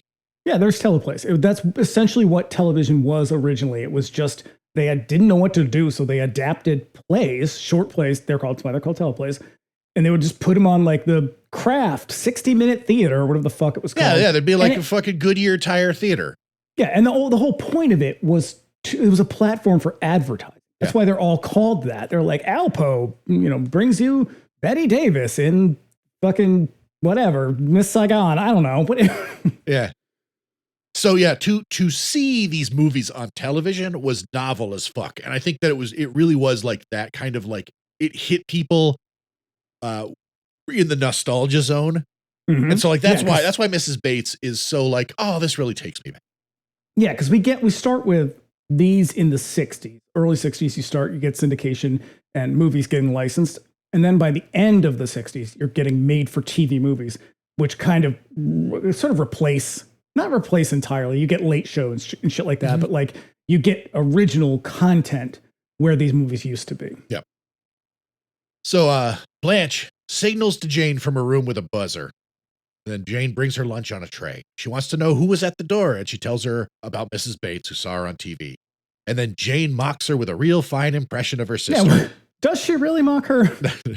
I do. I love it because all of a sudden her face lights up, but it's ADR of Joan Crawford's own voice. Yeah, because Bette Davis couldn't get her voice right. She couldn't even get like remotely close to it. And they were like, okay, never mind. Bette Davis, the thing that must be said, Bette Davis has a very distinct voice. Yes, she does. Made her stand out. And their house, this is when I noticed their house is so gauche. Like the decor is big and ugly. It's super. I when I see houses like that, it makes me think immediately of California. Yeah. Like it's very like Los Angeles because Nora Desmond's house is like that in Sunset Boulevard, where it's just like it's over decorated. And it's like you had too much space and not enough stuff. Yeah. It would be like what my house would look like if I had a house. It'd be like, well, you have 2 chairs and a lot of toys. so many Blu-rays. Hey, you just have a whole room of records. Do you even have a record player? Like, did you actually play with these Ninja Turtles? Well, I could set up scenes and take pictures of them. Yeah. Scott Chase knows what I'm talking about. He gets it. I respect that. So, she does the impression, and then we learn that some of Jane's movies weren't even released in America as the studio tried to bury it in international markets. Then Elvira, the housekeeper, arrives. She has a great relationship with Blanche, but doesn't much care for Jane. Yeah, and Elvira knows what's up. Like, she does not mince words, man. She does not like baby Jane Hudson. Mm-mm. And she's like, well, I got all your mail, Miss Blanche, and you got all these fan letters. And I thought, man, that was the day. That was a day when you could just get someone's address and send them letters. That's how people got shot in the face. Yeah. Blanche has a real high tolerance for putting up with Jane's shit and won't face facts about her behavior, but Elvira produces a handful of envelopes for fan mail that Jane has been intercepting and keeping from Blanche. She's also got, I could not tell what it is, and I watched this movie fucking 2 times in a row. She's got something that's larger that she hands to her, and she's like, I can't believe she uses those filthy words. What is it that she's holding? The envelope? Yeah, is it an envelope? It's just an envelope that contains. So I think I don't think they actually all go to the house. I think they go to the TV they station. Go to So I think she has the letters all in one envelope. Okay. And so they're just in there, but it's clear like they've been opened. Oh, yeah. And she's written all over them and scratched things out. And she's like, the one that says personal in my note says, I bet it's dick pics. People used to send old-timey dick pics. Earliest of unsolicited dick pics. Yeah. A daguerreotype of a dick pic. That's right. A tin type. Dear Jane Hudson, please accept this picture of my wang. Yours truly. What do you think, baby? Cordially. Ring-a-ding. We also learned that Blanche is planning on selling the house and moving into something smaller. Elvira tries to convince her to have her sister committed. They're interrupted by Jane, who is cleaning the birdcage. Here's the thing about this scene. This is when I really started to notice, and I'm sure it doesn't read this way in the 60s, but probably not. You wouldn't notice this probably till like the 90s and maybe even closer to now, is that Blanche is pathologically charitable. Yeah. And in a way, like when we use certain terms like personality disorder, and when we use those, there is a kind of pop culture public understanding that it usually means like a borderline personality disorder. But a personality disorder does not have to present as particularly mean or cruel or antisocial. There are other forms of personality disorders that are much more like what Blanche is. She's like she is pathological people pleaser. Yes. Yes, in a way that is like irritating and sort of self-defeating and sabotaging. And it's like, that is also a mental illness. She also has a mental illness. Yeah. And I know this is when I started to notice that she's just like, no, she's not like that at all. It's like, your sister is an obvious lunatic who is increasingly dangerous. And you're just like, no, it's because of the way father treated her. It's like, bitch, you have this coming. Go to therapy. Actually, not at this time, because the fucking doctor would just tell your husband what you told him. Mm-hmm. And they'd put you in an institution. They'd fucking give you a lobotomy and electrocute you. So Blanche agrees to have her sister committed, and she's bringing Elvira with her when she moves. So Jane goes looking for some more booze, finds a cupboard full of nothing but empty bottles. She takes to the phone to call the liquor store. They won't. Now, my question is, why is Jane keeping all these empty bottles? The bottles? Well, okay, maybe it's because there was a fucking what do you call it? A deposit on them? I mean, maybe. I don't know if they're a bottle deposit. So I'm going to stop you here. So I think I've talked about him before. I used to have this friend, Jared, who, when Jesse and I worked at the bakery, he would get out of work and he would always want to know, like, if we were coming back to Portsmouth to go to the bar. The answer was always yes. But he would call the bakery, and every single time he would do one of two things.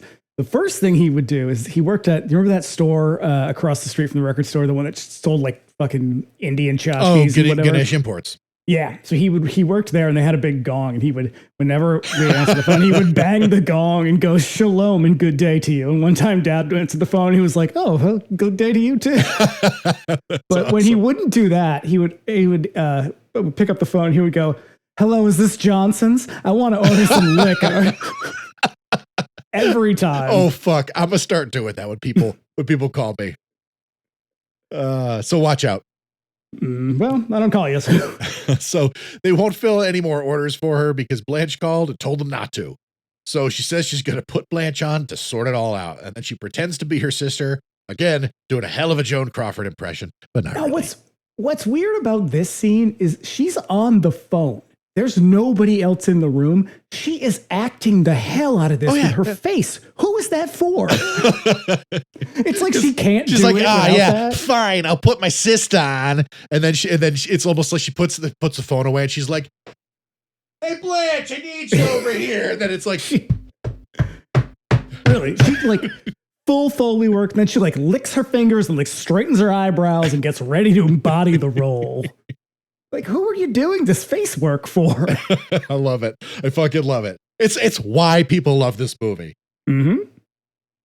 So when she's done, she finds Elvira watching her from the stairs. She has to leave for a while to see about jury duty.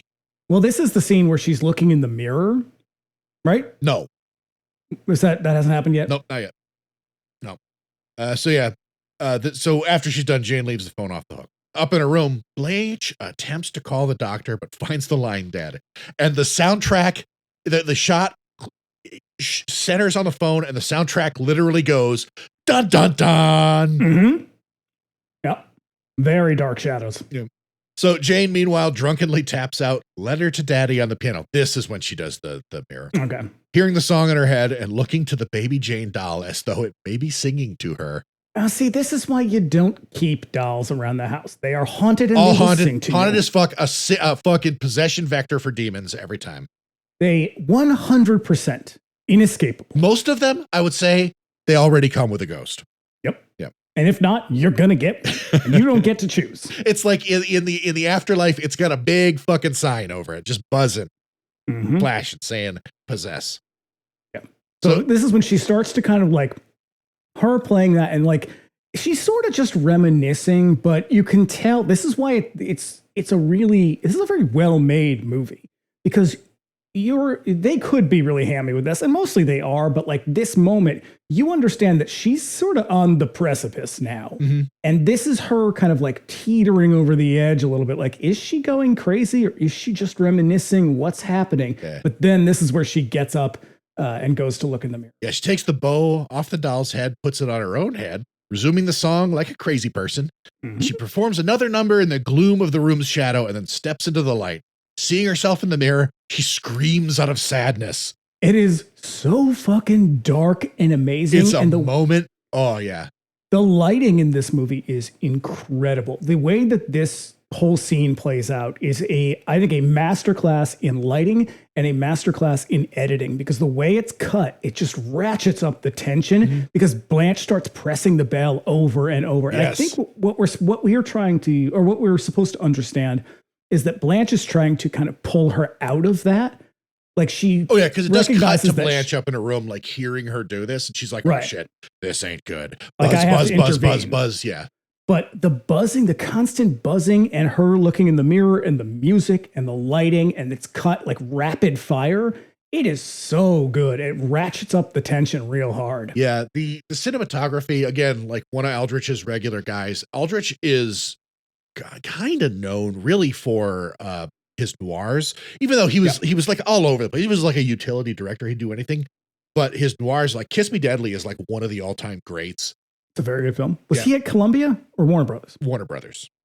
No, he might have been at Columbia. Not known for their noir, but but yeah, and like noir is like, I mean, like a whole thing in noir. They call it noir in the fucking first place is because of like the sharp contrast in lighting and like presentation, and that's all over this fucking movie. Yeah. Like when she is performing in the shadows, like it's very much like face obscured by shadow, and then suddenly she steps into the light, and like it's alarming. And very much to her credit, she was right. This movie would have been very different in color. It would not have been as effective. It would have looked silly and a little bit trashy. Yeah. Yep. Like trashy in a way that they don't want. Like there is a level of grime to this, like there is to Sunset Boulevard, but it would have imparted a cheapness to it that would have undermined the whole thing. It would have made it look silly. Yeah. So Jane composes herself and goes out of her fucking mind, slamming the lid of the piano shut, stopping off to make lunch. And then she lifts the lid of one of the plates and smirks. So good. Yeah. Jane delivers lunch and Blanche tries to broach the topic to sell in the house. They're running low on cash and they have no choice. She tries to sell it to her like she was like it was their business manager's choice. But Jane's been listening to her calls and knows the truth. She also knows that she's probably going to have her put away. So Jane yanks the phone out of the wall and leaves Blanche to her lunch, which consists of her dead bird on a bed of tomato slices. Gross. I wouldn't eat that. Wouldn't even touch the fucking tomato slices. That's just garnish. Yeah. But, you know, like Anne Burrell says, don't put anything on the plate that you don't want them to eat. All right? So Jane gets ready to head out. Flowers for her sister are conspicuously placed in a vase on her dresser. As she leaves, as Blanche comes wheeling out into the hall and splits before Blanche can say anything. Blanche spots the phone on the table by the door at the bottom of the stairs and makes a plan to climb down to the bottom floor and make a call. But looking down the steps, she chickens out, wheels away. And this moment is really great because there's this long kind of uneasy anticipation. And unfortunately, they'll repeat this and it's kind of unnecessary to do it again. But this moment of her being like, should I, shouldn't I, should I, back and forth. And it's very effective this time. Yeah. Not so much the next time. No. So later on, Blanche pulls herself up to the window, spots Mrs. Bates cutting more flowers while some groovy pop song plays. All this fucking lady does, cut flowers. How many gardens does she have? It's a big fucking garden of those flowers. How many head of walnut do you have? Oh, look at those walnuts just tearing through those hay. Tearing through the hay. Mystery Science Theater reference for the uninitiated. She tries to get her attention, but Bates goes in before she can be heard. So Blanche. Well, okay, but she tried. It doesn't work because she's like. Here's my thing. Why the fuck doesn't she just shout? Well, because Blanche likes being the victim. Okay. Yeah. I mean, that is my postmodern read. I do think that is because she does see her down there on the ground, and she's like, "Help me, please." It's like she can't fucking hear you. That song's too loud, lady. Yeah, I mean, but I think that is sort of what's imparted to us at the end is that. Well, I don't want to ruin it, we'll but get there. Yeah, but yeah, I think that's the idea. Is like, no, she wanted this role. Right. Come with us on this journey. Mm-hmm. So So what she does is she types out a letter asking for help, and then she signs the bottom, telling her not to say anything to Jane. And she balls it up, throws it out the window. So meanwhile, Jane goes over to the ad desk of the local paper to proofread and pay for an ad that she placed. She's seeking an accompanist to help her stage a Baby Jane Hudson comeback show. Look, this is where she's like, you must remember me. And it's like, does she honestly think this man in his, early 30s remembers her vaudeville act from 1917? Oh, no, this dude is a 1962 21. Yeah, like it's unreasonable to think that he would. And by 1962 21, you mean he looks like he's about 45. Yeah. Looks like he's my age, smoked for 20 years. Yeah. And then, he looks over to the guy at the table next to him. The guy's like, the fuck is Baby Jane Hudson? Yeah.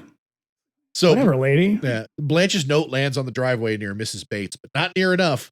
Jane arrives home, talks to she narrates the note as she writes it. It's, like people do. When you're writing a letter, you're narrating it to yourself as you write in giant scrawl, like a crazy person. I know. I love it. But you got to do that for the audience because they can't read that paper. No. I mean, it also feels like it's a little early. I feel like Blanche's reaction to everything is overblown. It's like too alarmist too early. Like she's writing this letter and it's like this year, it's too early to be resorting to throwing notes out the window. Like, Elvira is going to be coming back in the next day or two or whatever. Your sister's kind of going a little nutty, but she doesn't seem like she's going to murder you. No. Maybe a little bit, but like, I don't know. The bird on the plate's pretty fucked up. Yeah, that's a dark turn. But like at each step, it's just like Blanche is at a 10 when she should be at like a 6 or a 7.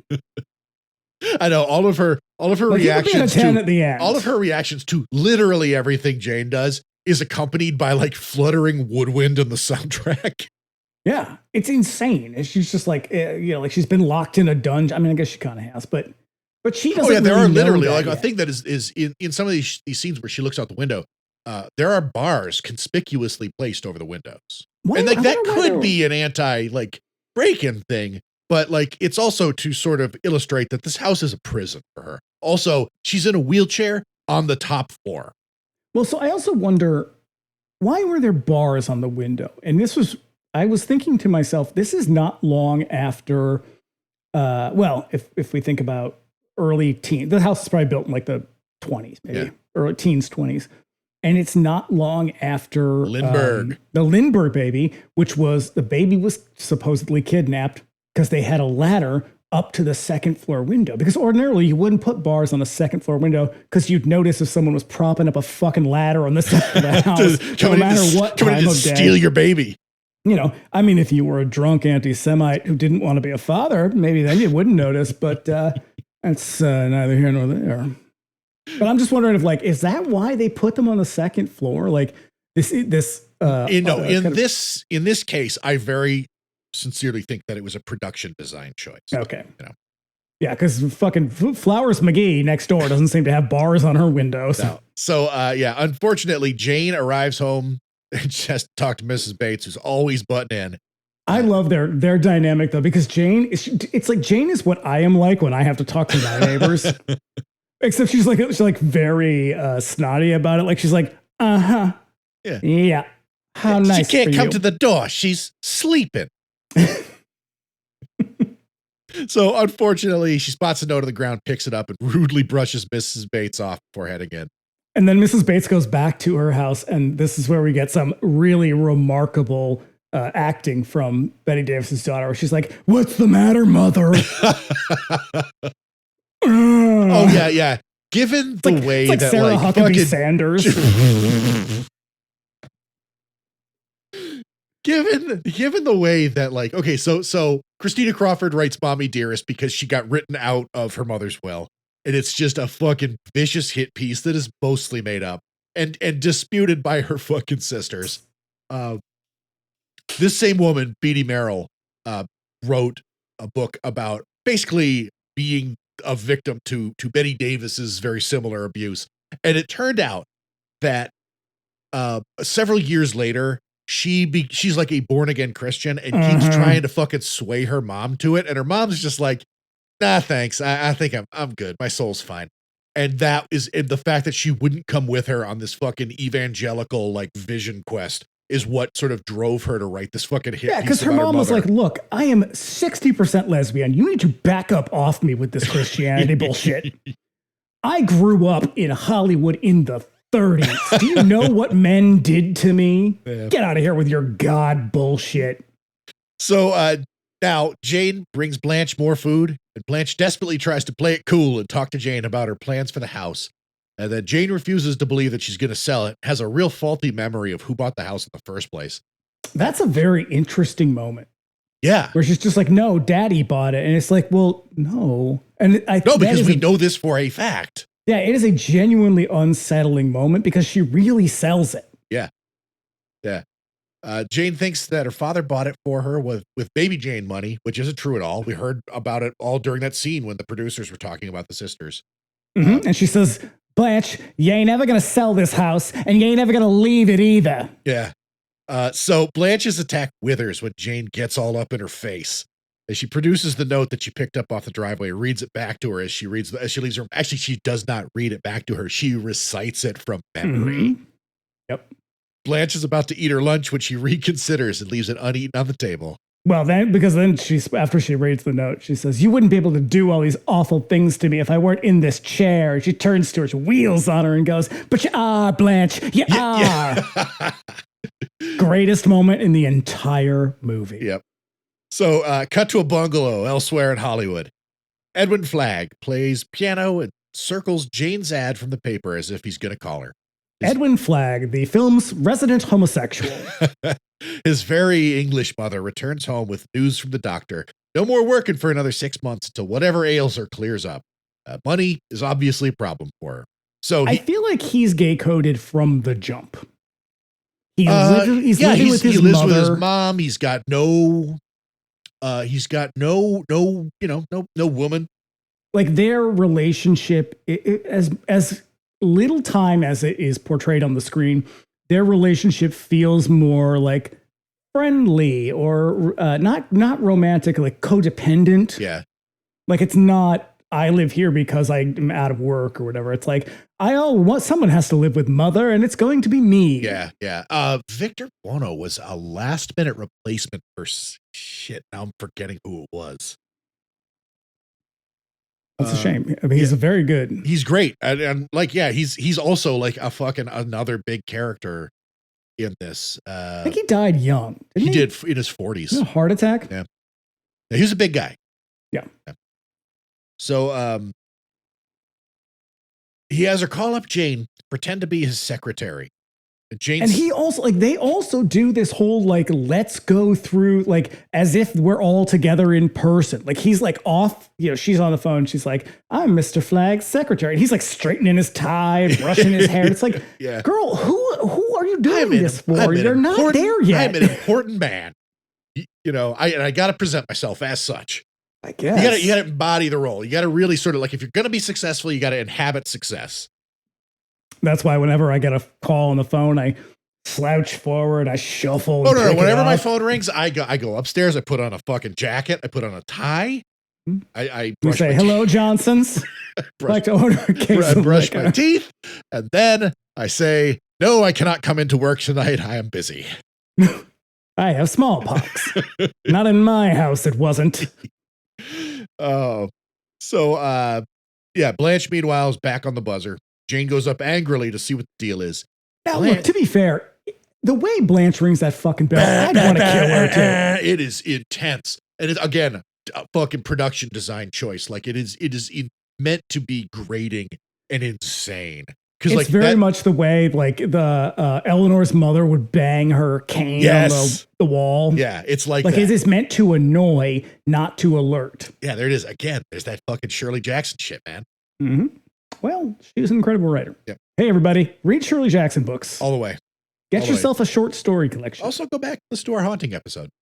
You should do that too. And then watch the movie. Yep. Jane goes up angrily to see what the deal is. Blanche is hungry. She didn't bring her any breakfast because she didn't eat her din-din. Mm-hmm. Now, look, I get it. I would not be jumping out of my wheelchair to be seeing what Jane brought for dinner. But if you're that hungry, and she acts like she hasn't eaten in days. Yeah. Well, it's kind of implied that this happens over, like, this is a couple of days that we're going, and she has not eaten over a couple of days. She's like laying on the floor out of her chair, chewing on the shoe leather. Like, it's ridiculous. But like, you know, at a certain point, you'd be like, I am so hungry. I'm going to look. Like, she won't even look under. She won't even open the cloche. No, she doesn't like, want to. She won't even lift it up. Doesn't want to see what's under there. What could possibly be under there? It might be horrible. But if you're that fucking hungry. Won't bring you any breakfast because you didn't eat your din-din. Oh, Lord. I swear to God, I texted you this and you completely didn't give a fuck. So, but I'll say it anyways.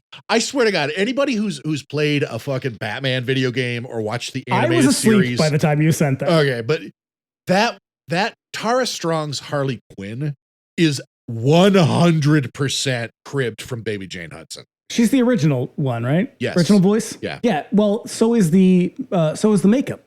She has the heart. So what we didn't say is that's right. that Jane, when she goes out to place the ad, Jane puts a beauty mark on her face in the shape of a heart, which Harley Quinn also has in the original series. Yeah.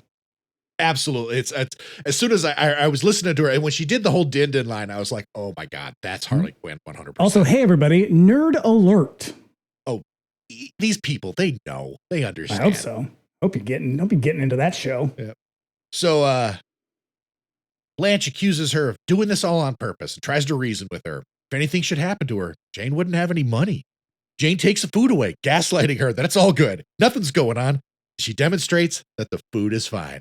Because then she takes it out and she's just fucking eating a pork chop. And it's like a huge bone-in pork chop. And she's just gnawing on it as she talks to her. Yeah. And she goes out in the hallway, like after she walks out of the room and closes the door, and she is cackling outside the door. And this is when we get that scene. It's in the trailer where Jane is just furiously wheeling herself around in circles. That's the next time she opens a cloche.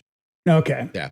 So bizarre. Yep. Elvira arrives, but Jane pays her for the day, tells her to go away. Elvira is suitably suspicious because that lady, nothing gets past her.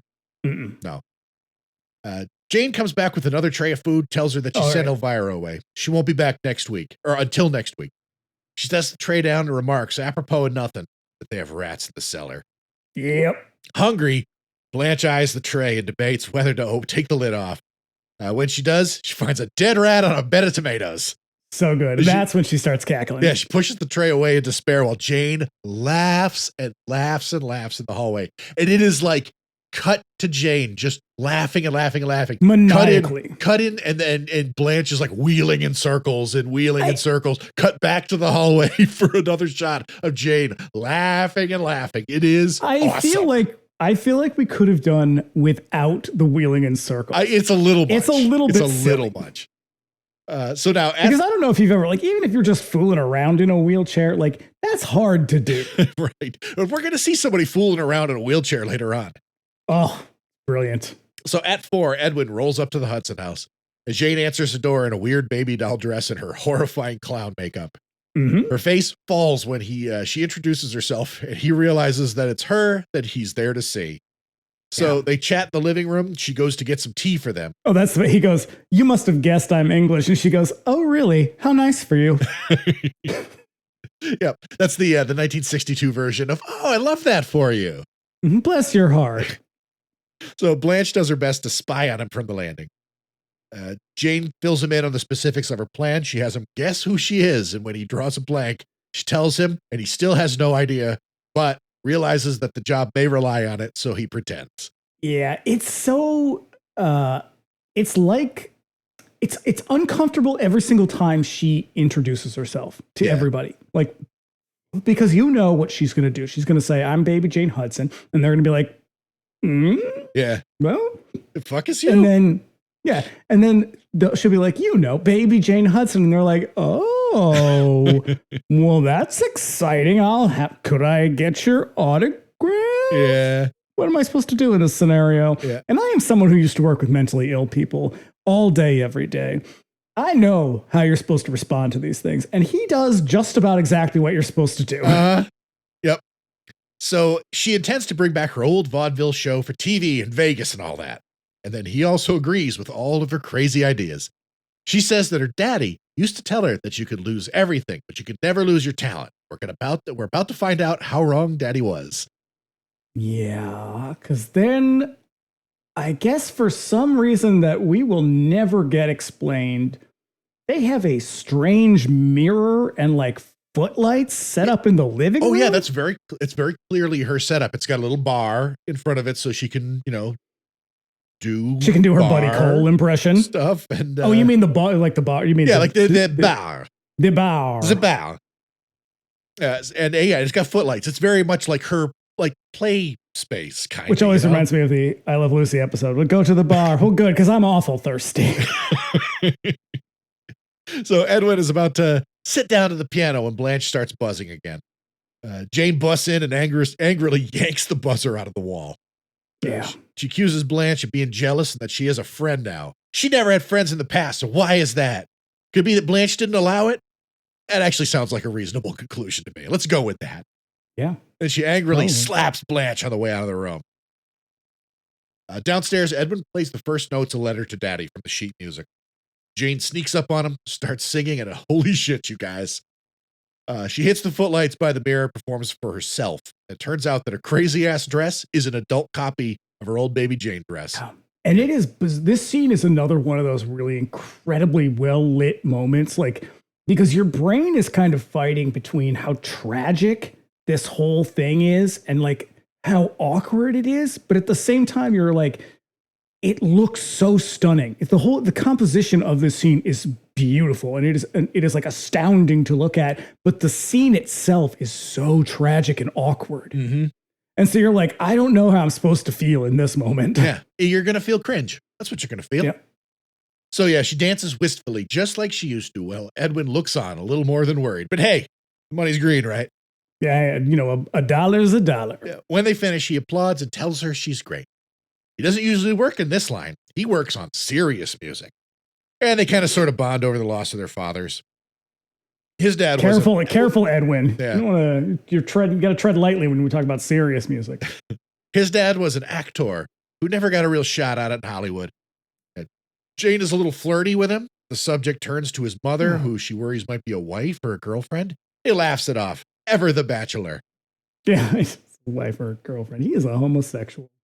So the subject of money comes up and he gets real serious. She agrees. Well, because she gets real cagey, and it's like, wait, were you planning to hire him and not pay him? Right. So yeah, she agrees. I guess I'm not sure how I feel about this, because this is another one of those moments where you're like, she's conniving throughout the entire, she's diabolical and conniving throughout the entire film. And then there are these moments where she's just like, everyone will remember baby Jane. I won't have to pay him. And it's like, you're not an idiot, and you're not so crazy that you don't understand what's happening around you. Yeah. It's just that your craziness overrides a lot of other stuff. So this doesn't feel right when she slips into these totally childish, like misunderstandings. It's a little early in her like she regresses entirely by the end of the movie, and that makes sense. But here these things don't quite fit. Yeah. So she agrees to pay him $100 a week. Sounds like a lot for the time. Adjusted for inflation, it's a little over $1,000. So Jane drives him home, having made a deal, and Edwin is like, "Whoa, holy shit, $100 a week." Fuck yeah, well, because she's just like, I just have to take care of a few things. I just have to kill my sister first. In her absence, Blaine wheels into Jane's room, searches for something to eat. First, finding an empty box of chocolates, and then a whole bunch of proper bonbons in her bureau drawer over a publicity photo of Blanche, all scratched out. I'll tell you what, though, when she rolls up on that first one and it's nothing but wrappers, my heart broke. Oh, the fucking despair you feel. Chocolate is delicious. She also finds a series of practice signatures where Jane has been forging her signatures on their checkbook. If they're running low on money, it's probably because Jane spends it like crazy. But also, you're probably too distracted by the disgusting sound, the dubbed sound of her eating and breathing heavily. The Foley work in this is nuts. And this is just ADR of her just being like, oh, it's all mouth noise. It's like eating a bowl of soup while recording this show. Realizing that she has to do something, Blanche. You did it again. I know. Blanche wheels to the top of the steps and commits to shimmying her way down to the phone to call her doctor and have something done about Jane. Here's my other problem with Blanche. So she calls the doctor. Oh, like, okay. Let me talk about that because it takes some effort to get there, and she fucking collapses all sweaty and shit. And then she calls the doctor, who is the worst fucking doctor in all of Hollywood. He sucks, except for Charles Grodin in what is it, Rosemary's Baby? Yeah. The most heartbreaking scene ever committed to film. He is less than helpful as she desperately is. She is. So is she, though. So is she. She calls begging him for help, and he's like, "Huh? So, would you say that she's becoming unhinged?" And she's like, "Yes, yes, yes." And he's like, "All right, but not really. Is she violent?" She's like, "Yes, she's violent." And he's like, she does not convey any urgency in this. She gets the secretary I disagree. on the phone. She's like a fucking... I don't know. She gets the secretary on the phone. And she's like hemming and hawing. And she's like, I really need to talk to... Is he available? You know what? I'll wait. But I really should talk to him. It's like, bitch, tell this lady to call the fucking police right now and send them to your house. This is another thing of her being at the window, being like... Hello, please. Oh yeah, please right. Like, I need help. But do I really need help? I need your help. And it's like, no, you're on the phone. You have help on the phone. Just say, please call the police. I am in danger. Please send them here now. No, she's like, oh, let's get the cops. Let's get the doctor on the phone. Yeah. Then we'll talk to the doctor and we'll sort of like low key try to convey to him, like, you know that she's going to kill you. Like that is, there's no question. That's where this is going. It is in your future. And like once you get him on the phone and be like, she's fucking crazy. You need to get over. Like, you can come too, I guess. Please send people with guns. Right. Like send somebody, but she doesn't. It's this whole like, I don't know. If you could just, yes, I would say she needs someone to look at. It's like, get over here now. And she doesn't do that. It drives me crazy. Jane arrives home just as Blanche talks to the doctor and overhears her begging him to come over. She tries to play it cool, but Jane goes nuts and kicks the shit out of her helpless sister. It is somehow effective and ineffective at the same time. What? This sort of violent scene?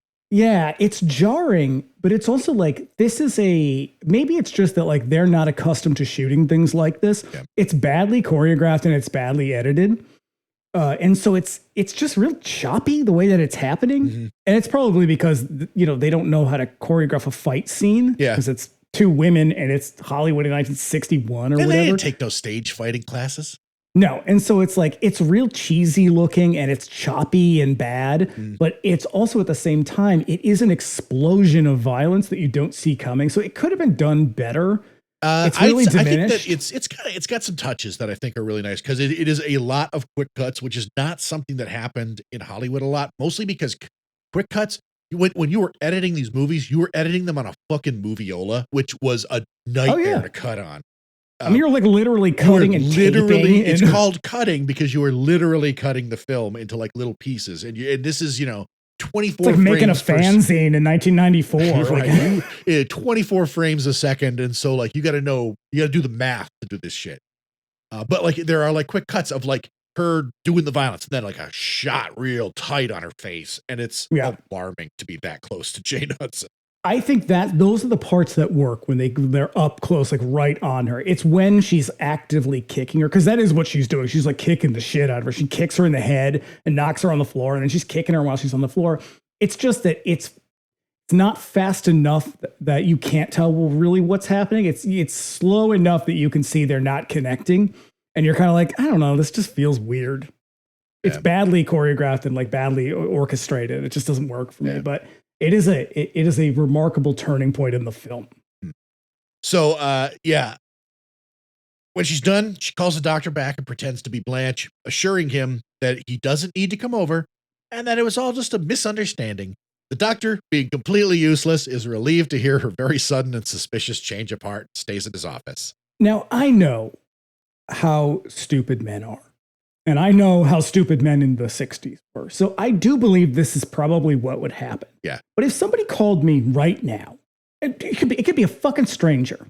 They called me right now and were like, oh my God, someone is in my house and they're going to murder me. I need you to come over here right now. And then they called me again 4 minutes later and they were like, you know what? Just kidding. Don't worry about it. I'd be like, I'm going to come over anyway, just in case. And I'm going to bring a bunch of people with me if that's cool.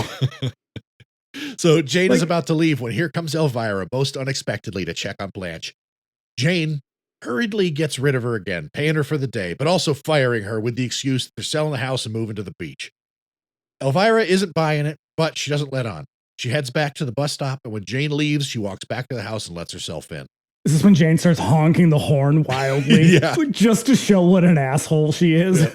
So she goes up to Blanche's room and finds the door locked. She knocks, but gets no response. Very reasonably assumes that something is wrong. He gets a hammer and a screwdriver to take the door off the hinges and get into the room. Did you skip over when Jane goes to the bank? No, that's next. Jane goes to the bank and cashes Blanche's check from the studio with very little pushback from the bank manager. And it's like, again, when you look like Jane Hudson, you always look a little bit suspicious. Yes. And they don't question any of this. Nope. They're like, oh, would you like large bills? Yes, I would like large bills. All in cash. You usually like deposit this into your account, but I guess it's cool if we give you cash this time. It used to be so easy to commit crimes in this country. You could just show up with a note that says, give me all the money in the register. And they'd be like, fine, you want small bills? We are a very large land full of rubes. So, unfortunately for Elvira, Jane has never gone from the house for very long, and she returns as she works on the door.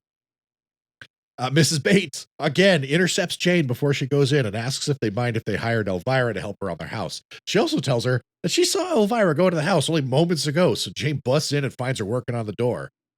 They argue. In this really great moment where she's just like, shut up, I hate you, get out of here. Yeah. They argue, and Elvira talks Jane into unlocking the door. When the door opens, she finds Blanche all tied up with her mouth taped. There is a great moment before, like when when Jane runs into the house and Elvira is standing at the top of the stairs with a hammer in her hand. Yeah. She looks real fucking cool. It's cool.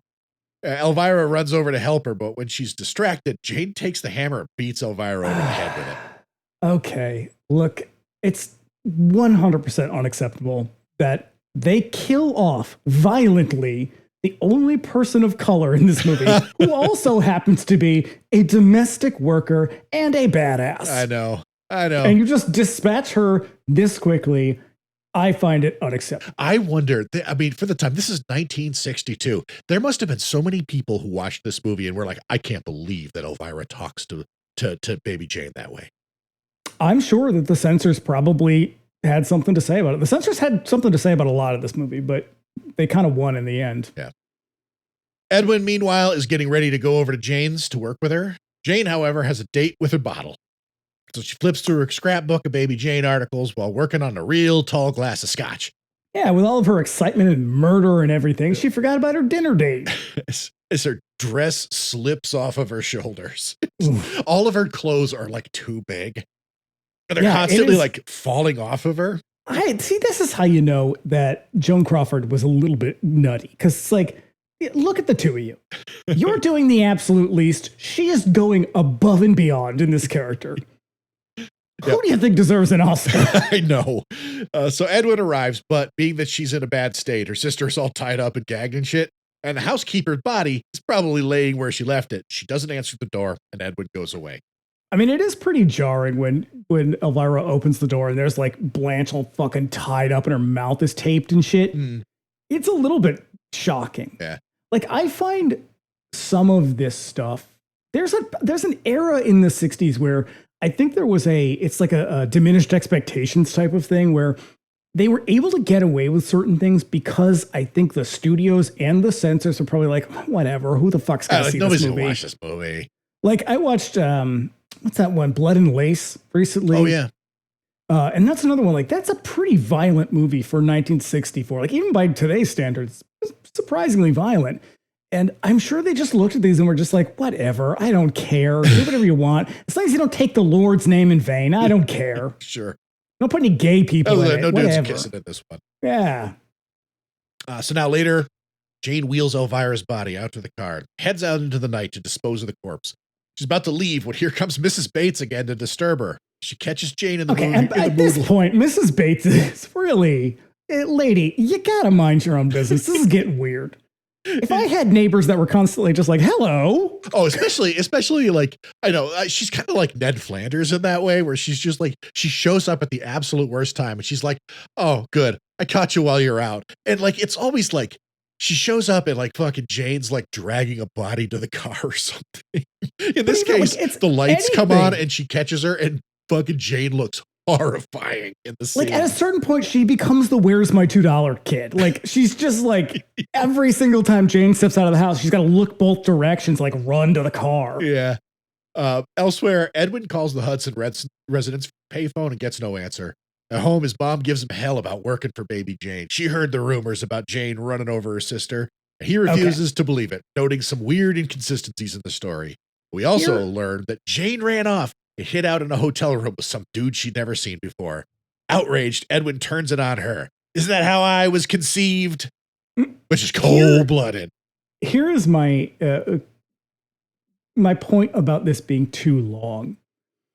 So, what is this Who's Afraid of Virginia Woolf moment between Edwin and his mother? What is this We scene could have cut doing? this scene entirely. Like what is this doing? What work is this scene doing in the movie? Yeah. It doesn't need to be here, and it's like a solid 5 minutes. Mm-hmm. Yeah. It's just Stretching real it out. strange. Maybe, I don't know. Maybe it was a fucking contract thing where like he got so much screen time or some shit. I guess it's just like it feels, you know, when you have a movie that has 3 people in it, more or less, and it takes place pretty much in one location, to chuck this in the middle, it's like it's weirdly jarring. Yeah. So now at home, Jane gets a call from the cops asking her if she knows anything about Elvira's disappearance. The cops kind of sort of on her tail since Elvira's cousin said the last place she was off to was the Hudson house. These guys are as good as Jallo cops, though. Yeah, they're kind of sort of on her tail in as much as they're not. They're just like, she left? She said she was moving? Yeah, that sounds right. They would show up, see her body laying back there, and they would be like, nothing to see here. That lady's over there taking a nap. So Jane runs to Blanche's room in a panic, looking for her advice, but Blanche is in real bad shape now. She's still tied up and gagged, but also she hasn't eaten in like weeks maybe, and is weak as hell. Jane is losing her mind at the same time. She's turning back into baby Jane. She reminisces about when the cops found her in the hotel room with that dude, and the cops accused her. They also hit her, which sounds pretty consistent with the LAPD. Yeah. Blanche 100%. Blanche desperately tries to get the words out, starts to tell her about the night of the accident, but Jane cuts her off. She instead remembers when they used to go to the beach when they were kids. People would crowd around her to watch her rehearse. Before she totally loses her mind, the cops are out there ringing the doorbell. Jane ties her sister back up and answers the door, only to find them there on the porch with a very drunk Edwin. Yeah, they're like, they talk to her for a minute, and he's like, they're trying to say I'm drunk, and the cop goes, let's just say you're happy. Yep. So she covers for him, tells him that he is indeed expected, and lets him in. So they argue about the money she owes him. She sits him down and pours him a big brimming glass of scotch and announces that she has a present for him. That'll help. When she returns with it, he's spooked to find that it's her personal baby Jane doll. While all this is going down, Blanche is trying to summon the strength to make some noise and get his attention. And hey, she goes away in this scene, and Edwin does exactly what any one of us would do in that moment if someone gave us a terrible lifelike doll. He starts twisting its limbs around, and then later on, he's giving it a ride in a wheelchair. Yep. With a blanket wrapped around his head for some reason. Yep. So yeah, Jane comes in and sees this. And she wigs out, but then Blanche manages to knock over her bedside table, which gets his attention. Finding her in very bad shape and tied up, he loses his cool as she begs him for help. Horrified, he runs out of the house. He's very good. And he's really great in this moment. Yeah, yeah. He runs out of the house and tries to find help for her. And baby Jane is she's not upset because he's going to tell on her. She's upset because he hates me, she says. Yep. But that moment is very upsetting. Like, you see her really coming undone in this moment. Like, whatever was left that she was sort of still holding on to, she has pretty much lost it in that moment. Yep. So now, completely off her rocker, she drags Blanche to the car and hits the road while Edwin looks for a place to call the cops. Jane settles on the beach at night, walks along the surf. It's nothing like a little late night road trip with your invalid sister to spice up the night. While Blanche lies nearly lifeless in the sand, she reminisces about being at the beach when they were kids. Then in the day, they're still there. Jane builds a sandcastle. I think what would have made this movie really awesome is if they let Blanche die. Okay. I think that ending would have been so fucking bleak Oh shit, and shocking. Yeah, that would. I mean, we have to get the revelation first. Right. But I think that would have been great if they had just been like, and then she died. And she died. A transistor radio broadcasts a report that Blanche and Jane are still missing and that the cops are looking for them. Are they? Nope. Are they looking for No, them? because here's the situation. Some cops sitting at a snack bar on the beach talking about how they found Elvira's body. It'll probably be too late when they find Blanche and Jane, not realizing that they're literally 50 feet away. Once again, you have the criminal right in front of you, and they just do fuck all. Right. So some dude reports to them that someone parked a car on the sand in a bad spot, so they go check it out. And with what little strength she has left, Blanche begs her sister for help and explains to Jane that we've had the details wrong this whole time. It turns out that she gaslit Jane her whole adult life, making her think that she was the one who smashed into her with the car. But the truth is that Blanche was the one behind the wheel. Jane got out to open the gate because she'd been so cruel to her at the studio party that night. She put the pedal down trying to kill her, but Jane got out of the way and ran off in the chaos. The crash caused a terrible injury that paralyzed Blanche. Blanche, you had that coming. You deserve everything that happened to you. Fuck. You're the fucking worst. Yeah. A weird look comes over Jane. She happily gets up to go get some ice cream for the two of them. When she's at the counter of the snack bar, the lights hit her way differently now. She looks kind of normal. A little bit, yeah. You can tell she's not wearing as much makeup. Yeah. She like looks younger here. So the cops spot. And she gives this great moment though, where like the guy gives her the ice cream and she starts to walk away, and he's like, "Hey!" And he like yells out like 40 cents or whatever, and she just turns and she's like, "Thank you." Just keeps going. Yeah. So the cops spot Jane walking down the beach and they stop her, asking where Blanche is. It draws a crowd. The cops are very, very gentle with her, realizing that she's out of her fucking mind. I mean, honestly, though, the civilians on the beach are doing 3/4 of the heavy lifting here for the cops. Yep. Seeing the gathering crowd, she begins to dance around in the sand. The police see the heap of Blanche in the sand and go to help her while baby Jane performs for this like circle of people like all around her. At the end. I love that it ends that way. I love that it ends on sort of like a, Mm-hmm. Because you don't need anything else. Nope. Whatever happens after is not the point. No. It's a hell of a movie. It is. It's a little long. And here's my thoughts on how does this one age? I think it's a pretty dated movie. Yeah. It's definitely it's definitely in league with like a certain class of movies that we covered. Like it's old enough that it may as well be like with like some of the pre-code movies that we've done and like Sunset Boulevard. That's kind of where I landed. Like there's at least a few generations now between the today and the cultural touchstones that make this movie make sense. But I think even if you don't get all of that, like even the phone stuff and the buzzer and all this stuff, like you don't really need to know what those things are unless if you're not an idiot, you'll figure out what they are. But like if you're someone who has a sense of humor and has a certain awareness of camp, I think you will enjoy this movie, or at the very least, you can understand why so many other people do enjoy this movie, because it is really funny and it's fun in a way, but it is also a very effective kind of shocker. Yeah. And it makes a lot of sense that the other sort of like psycho-biddy hagsploitation movies that kind of come in its wake also gun for that it is a very specific vibe and aesthetic that is enough to sort of break it off and kind of characterize an entire subgenre of horror movies in that way. Cause it's not like a psychological horror movie of the time in the same way that like a Hitchcock movie is. Like this is very much its own. It's a little bit hits you over the head a little bit. Yeah. Maybe more than it needs to, but you do, again, this is another situation of diminishing returns. Like this movie is very well made, very well acted, and it is an effective film. Like you when you watch her start to lose her mind, you feel like she's really losing her mind.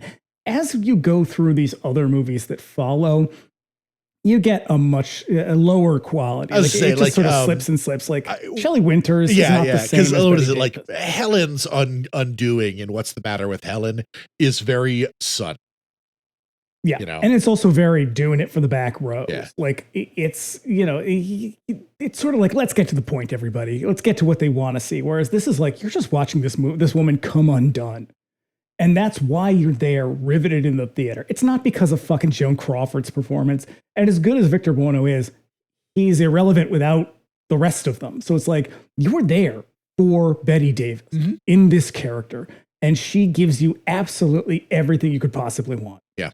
And the thing that I having done the research after I watched the movie, it's very easy to forget this is a reasonably low budget movie that really only takes place in a single location. There's a couple of others, but the most of the running time just takes place in this one house. And they didn't get any fucking permits for those other locations. Oh God, no. But like, in spite of that, it still feels like a very big, very grand experience. Like, it's because of everything she does. She takes this character and every movement she makes is exaggerated and huge. Every line she speaks. And that's why it resonates so much with, if you're, like I said at the beginning, if you're a gay man who spends most of your time being very quiet until you're with your friends in whatever bar or whatever, like these things appeal to you because they are big and huge and funny and like, lines like, is Johnson's, I'd like to order a case of liquor. Like just stupid throwaway lines. She does them in this way where like, immediately there were millions of men all across the United States like parroting this shit to their friends. Oh yeah, this was walking out of the theater. For all of those dudes, this was like us doing Simpsons references at one another. Yeah. This was like kids fighting with pretend lightsabers coming out of Star Wars. And it's like, it works. I think, I have a lot of context. I understand where this movie is coming from and I knew all this stuff going into it, but you don't even have to have that. You just come away with this feeling of like, I get it. I get why people like this. This is funny. Yeah. It's unhinged and you're watching we've done movies like this in the past where there are other characters, fucking Tim Curry in Rocky Horror, just eating every scene alive and leaving very little for the people in the scene with him. And like, that's why people like love it so much and come back. And that's why it's so fucking memorable. It's humongous and it's floated on the back of pretty much one character. Yeah. And they take it seriously. Like you can see a world in which you go into this and you come out with a scary movie. Yeah. Yes. But they didn't do that. They went into this and took it very seriously as a movie. Like I think you should. And what you get is a thing that is amusing, a thing that is frightening. It's the best of horror is things that are shocking and surprising and exciting and a little bit humorous. You got to offset all that other shit. And they do it perfectly because they take it seriously. If they went into this and treated it like it was a joke, I'd be pissed and it wouldn't be successful. No, and it's that serious quality. We have an episode already in the can for this Pride series, and in which we are going to talk about camp as an element of like of essentially like gay horror movies or just gay movies in particular. And it's like a means of communication. It is that quality of going huge, but also taking it seriously at the same time. Like that was the central feature of like Susan Sontag's whole notes on camp essay is like, you're exaggerating, but you're not making a joke out of it. Right. You're taking it seriously. Yeah. And you're respecting it for what it is, but you're also having fun. Yep. So there it is. There she goes. There it is. Fucking whatever happened to Baby Jane? Well, she killed a lady and danced on the beach. I mean, this is probably, there were movies before that resonated, but I think this, outside of Wizard of Oz, this is probably the first one that really, really catches on. Yeah. Yeah. Yep. So having this one in the can, what is next? Well, speaking of not catching on, next week on 99-Cent Rent Hell, we're going to be breaking down William Friedkin's sexy, controversial classic, Cruising. And I'm going to tell you all about why a lot of gay people didn't like that movie. And our guest is going to tell you all about why he loves that movie. It's like his favorite movie. Yep. And then in 2 weeks, Bring Me the Axe will return with the Val Lewton produced, Jacques Turner directed lesbian existential crisis that is Cat People. Oh God, I just got the 4K of this, and it is stunning. Ooh, I can't wait to talk about it because I will tell you what, fucking good. Those movies from that era that they do a transfer in 4K, they don't usually look that good. This one is gorgeous. Amazing. Yeah. Whoever did it deserves a fucking award. Yeah. So be back here next week as we take on Cruising. It's gonna be a talk. Mm-hmm. And be back in 2 for Cat People.